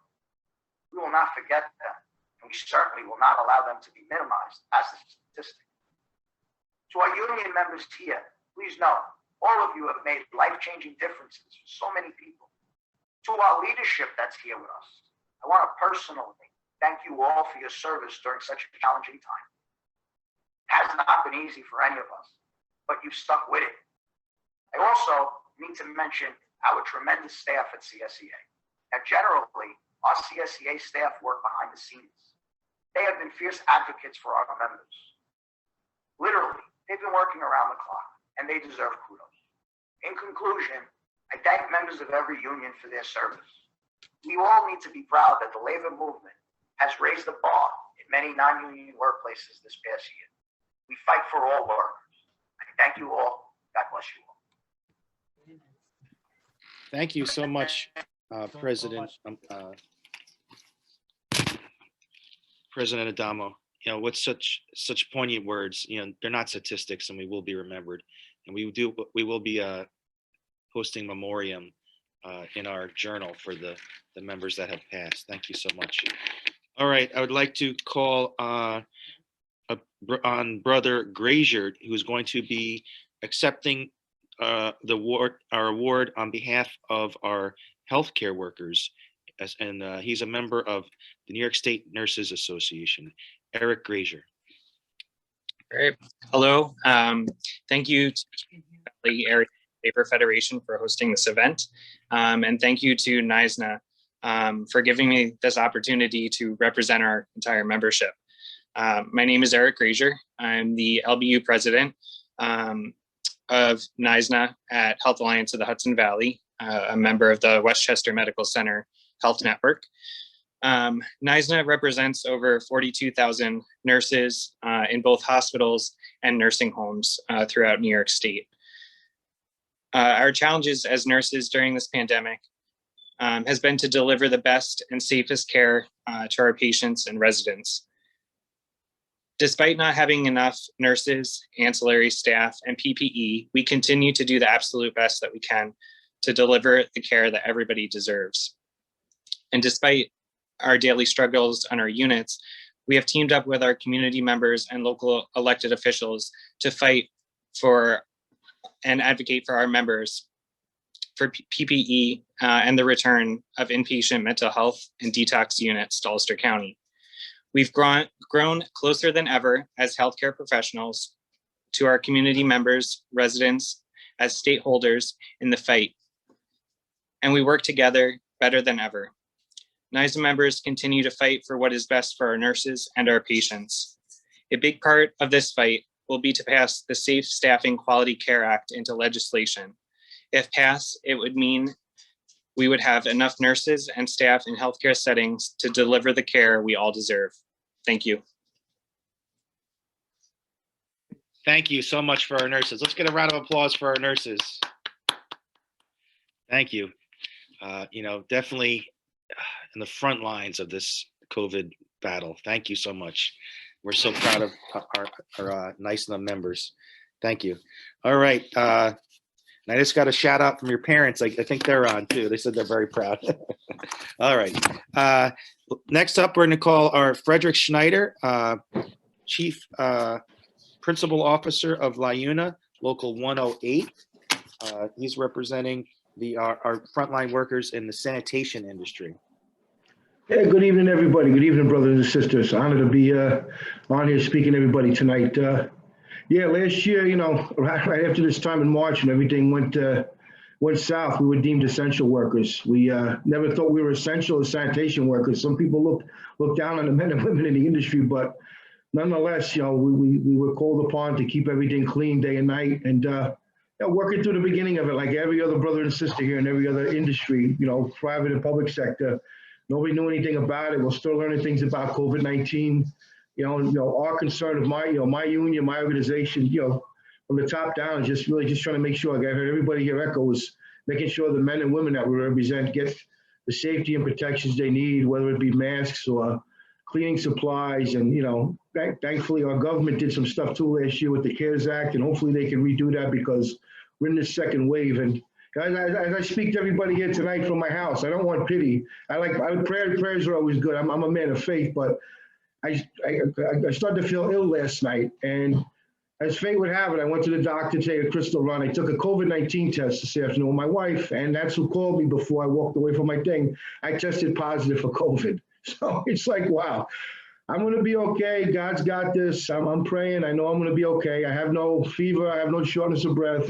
My head was congested. So, but that's how it hits home. And I've been trying so hard to stay away from people. I mean, I'm kind of an introvert sometimes. I don't like to be around people, but all joking aside, I've been just trying to be careful and just preach with my members, wearing a mask, keep my hands clean. So now just my concern is, my wife isn't positive. I just pray my son doesn't get positive or anything, but it hits home like that. And there's so many people I know, men and women and families, that lost loved ones, people are sick, and all the stories you have. So I just, we have to keep our faith in science, but we also have to, keep our faith in, I call my higher power God, Jesus Christ. Whatever you believe, anybody understand, you have to believe in something, because between science and God and men and women that are studying with these vaccines and just different things to get us through this, because I still think it's going to be at least another 6 to 12 months before things get to some kind of normal again, where people are not walking around like a supermarket. There's a supermarket's a good example. Like going, people look at each other like this, like maybe they got it, maybe they don't have it, right? People are freaked out, which rightfully so. And like I said, I've been careful for the last so many months, and up until like the day they shut New York City, I was taking the Metro North every day to Manhattan, from Middletown, and transferring. So I never got it. I'm like, thank God I never got it. I don't question nothing like that. But I've been driving my car. Like I said, I've been around nobody, and my son's actually been home for like 2 weeks because they had President's Week off of school. Then his school had an outbreak, so they shut this week. They did remote learning. So literally I've been around anybody. So that's just my little example to everybody, like how no matter how safe you are, man, they can just come and get you. So I'm feeling good. Again, I don't need no sympathy, but really thanks to the Hudson Valley Labor Federation here. This organization, all the affiliates do tremendous stuff for all of our members, all up and down. And look, we're as strong as our next. We're as weak as our next thing. We all have to be strong together like this, always united, because that's how we're going to get through these fights to hold each other up. And everybody's had a hard during this thing. Yeah, I don't know who's had it harder: the nurses, the people in the supermarkets, the teachers. Everybody's been beat up by the state and by the public and stuff like that. And even the kid who works in the gas station or in the Rite Aid, right, where we got to go shopping, where those folks too had like a lot of trouble to get those guards put up and get masks and stuff from the store, which is just totally disrespectful to people, man, because, and just all that stuff. So again, I just want to thank everybody, and thank you for letting me speak a few minutes here. All right? Thank you. You're welcome. Words of unity, Brother Fritz, Brother Schneider, and we're definitely prayers for you. Thank you. I hope you feel better. All right. Next up, we have President of the Orange County BOCES Teachers Association, my colleague in NYSET, the one, the only Laura Beck. Sister Beck. The one and only, I guess. I was thinking on my screen, Sparrow, you and I are next to each other. And actually, Paul was next to us as well. And we're all wearing the same color. And I was thinking, and maybe it was because everyone would think that I was also representing the Washingtonville Teachers Association. All the teachers were wearing, the burgundy color. But first of all, Fritz, I hope you are feeling better, and our prayers obviously are with you. And on behalf of NYSET and I'm here tonight to represent NYSET and my own local Orange Ulster BOCES, and I just want to thank everyone, all that everyone here has done to celebrate every frontline worker that has stepped forward and faced the virus with our communities in mind, and the frontline workers and the role models that we represent, and everyone that's gone above and beyond to provide essential services in every industry. And I'm honored to be here tonight representing, again, NYSET and the New York State United Teachers, as well as my own local Orange Ulster BOCES. So on behalf of all of my brothers and sisters, I just want to thank the Hudson Valley Area Labor Federation and for taking the time to recognize how hard our members have worked and all the sacrifices that we've made. Over the past year, I've seen teachers organizing ways to ensure our students have continued to have access to safe and nutritious meals. I've seen them arrange drive-by graduations and birthday parties, and continue to see them work every day to tackle the effects of COVID-19 on our students' families and communities, which include work of enduring in-school and remote and hybrid learning during this pandemic, and how many undeniable sacrifices that have been made by union members on the front lines this year, and just how we just can't thank everyone enough. I mean, everything that everyone has done along the way, all of you, everything that, all of the sacrifices that everyone has made. And again, thank you so much, Sparrow, and everyone at the Hudson Valley Area Labor Federation, all of that you have done to set this up, and we do really appreciate it. So thank you. Thank you, Sister Beck, and thank you, teachers. All right, yeah, our union color is burgundy. That's funny. Ours is not. I just happen to be wearing this today, so. I didn't pay Paul either. I know. Thank you, Sister Beck. Okay. All right, to recognize our professional public employees, Sister Randy D'Antonio. I'd like to call her up. Good evening, brothers and sisters. I'm not sure, I think I had a video that you guys were going to run for me, but I'm not sure if you're able to do that or not. We do. We have the video. Do you want to say anything before we play it, or? I would love to. I just want to say thank you for putting this together to honor our heroes. And a special thank you to two of your officers who are PEF members, Jeanette Clark and Dan McCormick, who, as all of us do, work tirelessly on behalf of the labor movement and all of us who answered the call to duty.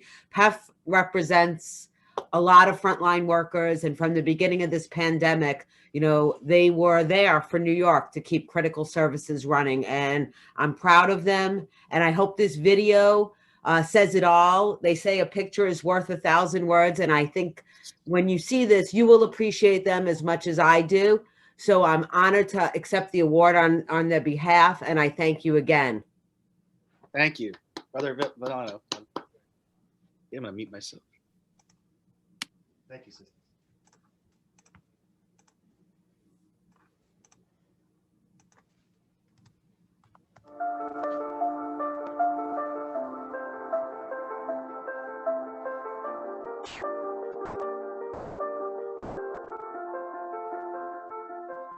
PEF members in state hospitals are on the front lines of the COVID-19 pandemic, putting their lives and the lives of their families in jeopardy every day. These amazing nurses and healthcare providers continue to provide exceptional care under extraordinary circumstances. Thank you for being our light and for being our heroes.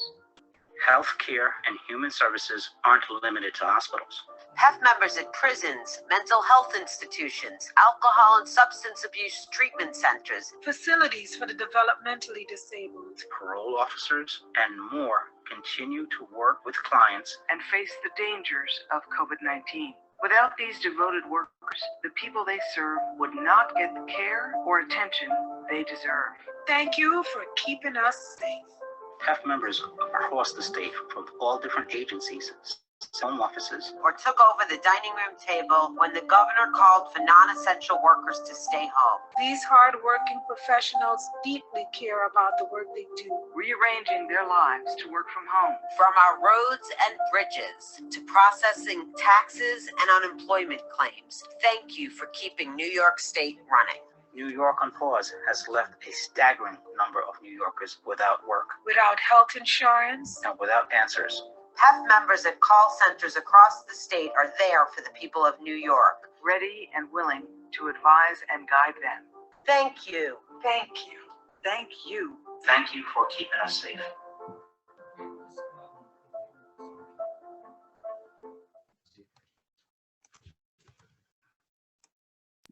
Thank you, brothers and sisters in PEF. Thank you. All right, I would like to call up our brothers, brother Pasquale, Greg Pasquale from UFCW 1776. No. Oh. 1500.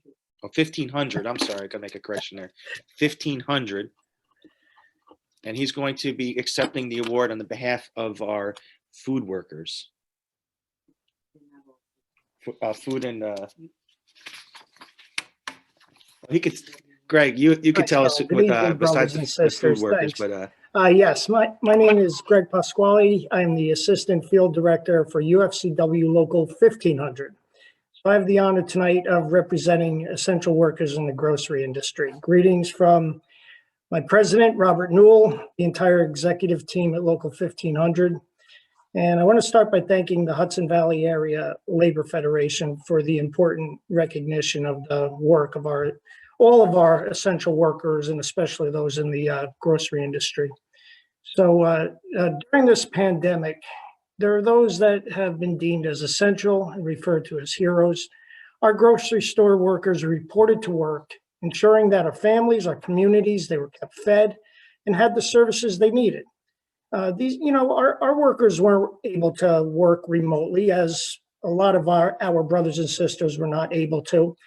And, they're putting themselves at risk of contracting the virus, or even worse, passing it along to loved ones. Their effort has been tremendous. And for that, they should be called heroes. But we always recognize their hard work and their dedication. And we remember that, these are some of the workers that make every special occasion in our lives, holiday, whatever's happening, they're always there. They're always there in the stores. They're always working, good, bad weather, whatever it is. So, thank you for the recognition. I really appreciate accepting this award on behalf of all the grocery store workers, and thank you very much. Thanks. thank you, brother. And thank you, all the grocery workers, really, showed who was essential in this economy, right? Who we cannot work, who we cannot, the workers that we can't, the country can't run without. We need our food. And, you guys stepped up. I know it was hard, and you had to fight for your workers tooth and nail against, sometimes employers who maybe didn't care about their protection. And so, thank you for all the work that you're doing for those workers. I know, we can't give you enough thanks, and I know it's tough. All right, thank you. And I'd like to call up our final awardee, Executive Vice President Greg Speller from 1199 SEIU. Brother Speller. Is it a video? Oh, okay, it's a video. My name is Greg Speller, and I'm the Executive Vice President for 1199 SEIU in the Hudson Valley Capital Division. First, I'd like to thank the leadership of the Hudson Valley Area Labor Federation, including Sandy Oxford, Sparrow Tobin, and our own Cynthia Wolf, for helping put together this program tonight to recognize essential workers in the Hudson Valley. I'd also like to thank all the union leaders in your membership for helping us get through this very difficult time. Thank you for helping us get fed, maintain the staples in our lives, help educate our kids, and keep us generally safe and healthy. Thank you, thank you, thank you. In terms of what our members went through during this time, it's been one of the most difficult years. Our members, by and large, for the most part, had to go to their institutions to take care of their patients or residents, and risk getting infected with COVID, and risk taking that back and infecting their own families. Many of our members decided to stay with other healthcare workers or go in hotels for months on end so they wouldn't infect their families. It's been a very hard time. Unfortunately, also, some members did not make it. They got infected at work and they passed away. And for those members, we will always be eternally grateful for your effort, your work, and your sacrifice during this time. And our condolences and love go out to your loved ones. In terms of trying to take care of patients during this global pandemic, our members also had to fight their employers over a lot of different issues. First and foremost was for protective equipment, personal protective equipment, and infection control. Members fought internal to their institutions as well as did outside demonstrations to address these issues. They also had to fight over the issue of hazard pay. And we waged battles at nursing homes and hospitals throughout the area And I'm happy to say at Garnett Health, at ORMC, CRMC, and that's Orange Regional Medical Center, Catskill Regional Medical Center, and the adjoining clinics, our members fought and won the best hazard pay agreement anywhere in the union. We also, seeing the horrific murders, George Floyd, Breonna Taylor, and other unarmed Black Americans, we have proudly stood up for Black lives.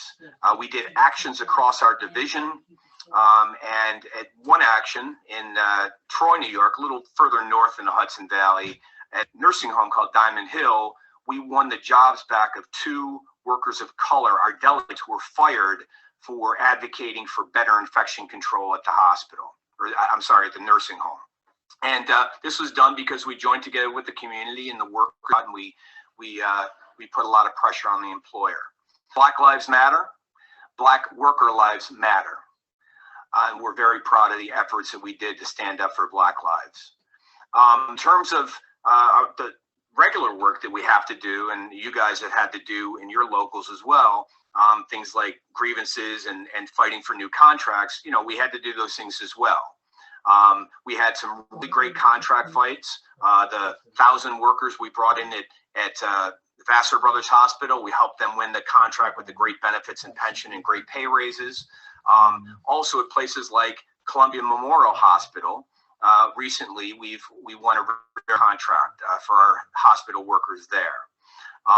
The employer there was trying to increase the cost of healthcare for our members during this pandemic, and our members pushed back, had a big fight, and had a great demonstration in December and won.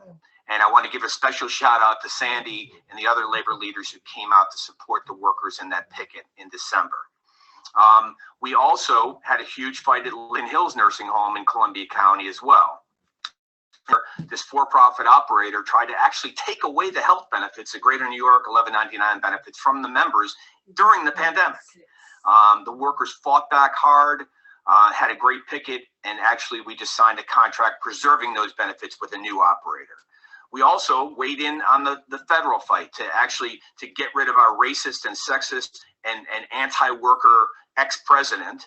And we did so. We released over 1 million calls from all of the union, all of 1199 members and staff, to Georgia, North Carolina, Florida, and Texas to help elect the Biden-Harris administration. We also weighed in on the Senate races in Georgia, helping elect the 2 senators who will now be more pro-working family than the previous senators from Georgia. And right here locally, we helped reelect Antonio Delgado and Sean Patrick Maloney through our members, through making calls to our members in the districts. We have 4,000 members in Delgado's district alone. Talk to them, Democrat, Republican, Independent, didn't matter. What matters was we got our champion back in Congress who could help fund our institutions and help us get better contracts. So in summation, it's been a very tough year, but we've also risen to the challenge. And again, when we put our minds together, we know this as labor leaders, our members can do anything. And I just wanted again to thank you so much for all of the work that you and your members have done to keep life going as best as we can in the Hudson Valley. Without the union movement here, without our members fighting for what is right, things would have been a lot worse. And I think we all know that. So information, please, we're not out of this yet. Get vaccinated if you already haven't. Get your members vaccinated if they already haven't been vaccinated. And until that time, please continue to mask up, socially distance, and be safe. Thanks so much. Have a great rest of the night. Thank you, Brother Speller. All right, we're going to pull up our in memoriam page for the members that have passed, unfortunately, due to COVID. And once we get it up, I'll ask for a moment of silence. After that moment of silence, I'd like to say a prayer for those folk. I'm sorry, I missed that. Okay, so I'll just ask for a moment of silence as we think about our brothers and sisters who passed due to COVID this year.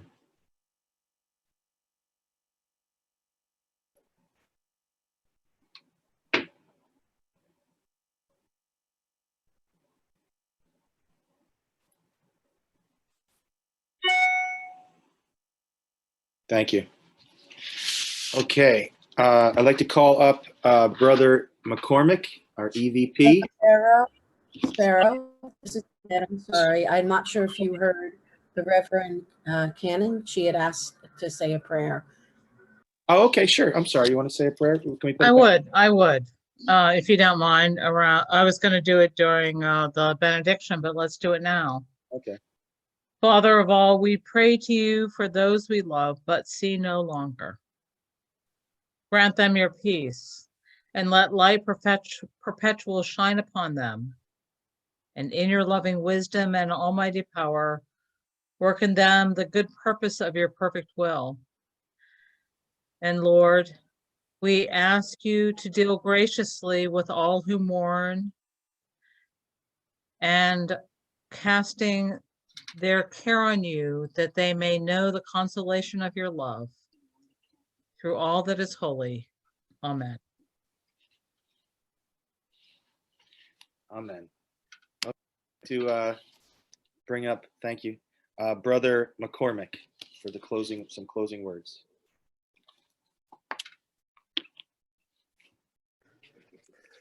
So I would like to thank all of the officers for their support of our mission. You know, without the support of the officers, the ALF would not be able to run all of the many programs and events that it does.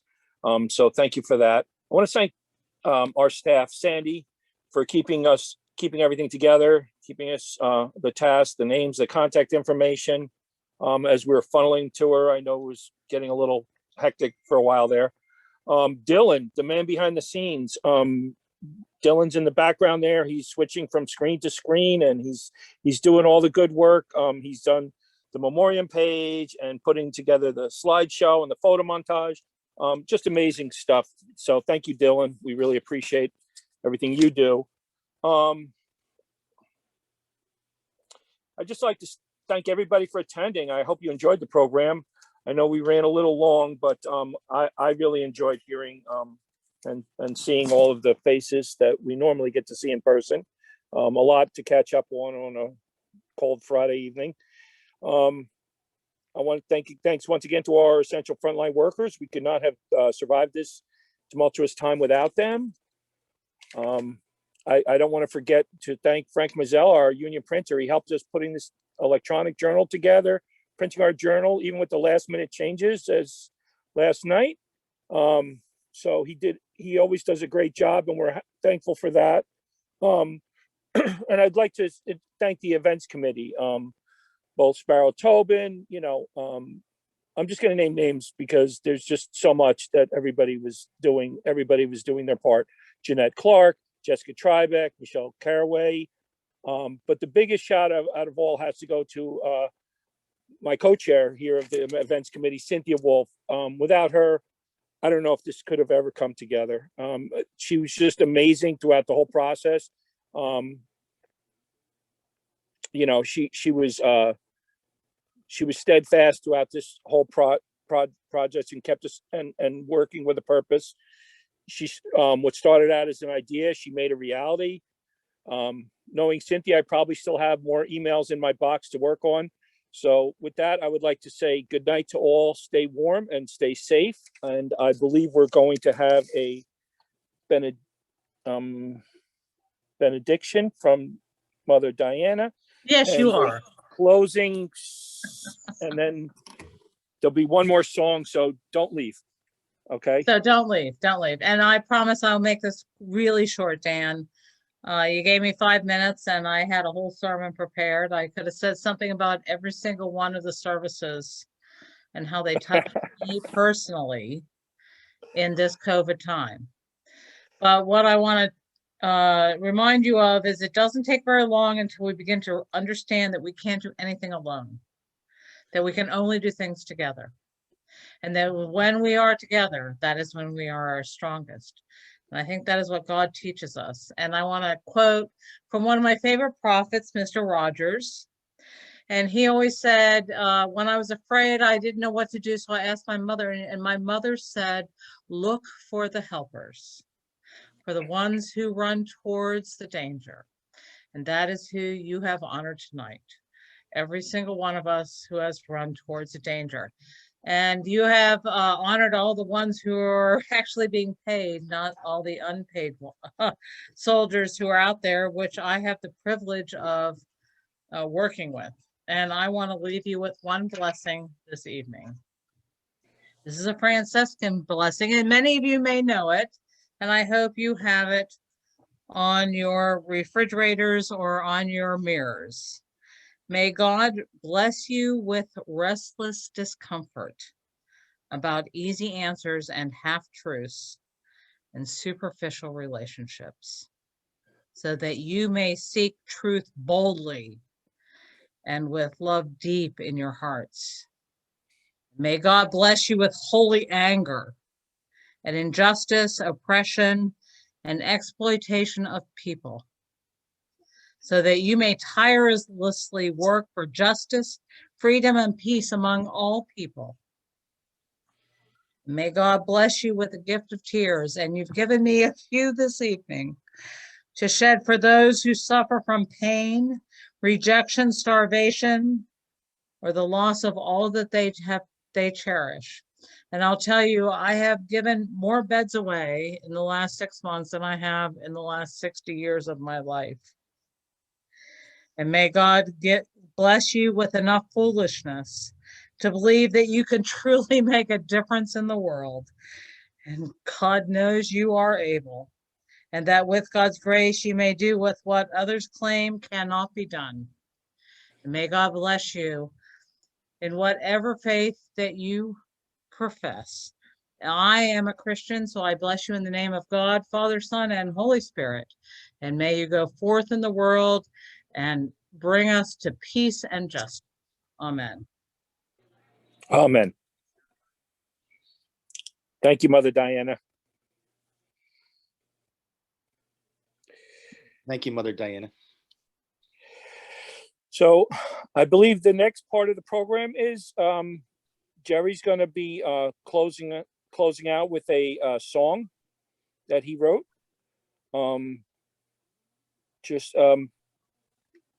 Did Jerry just put the song up, or? We have a video of it. Before we do video, I would like to okay. I'd like to thank the folks in the chat that have purchased prints to help our fundraiser for supporting COVID relief. And we Dan, when do you want to do the raffle tickets for the ShopRite? Do you want to do that at the very end, or after Ebert, or before? Just after Ebert. Just Okay. after Jerry. All right. So let's roll the music.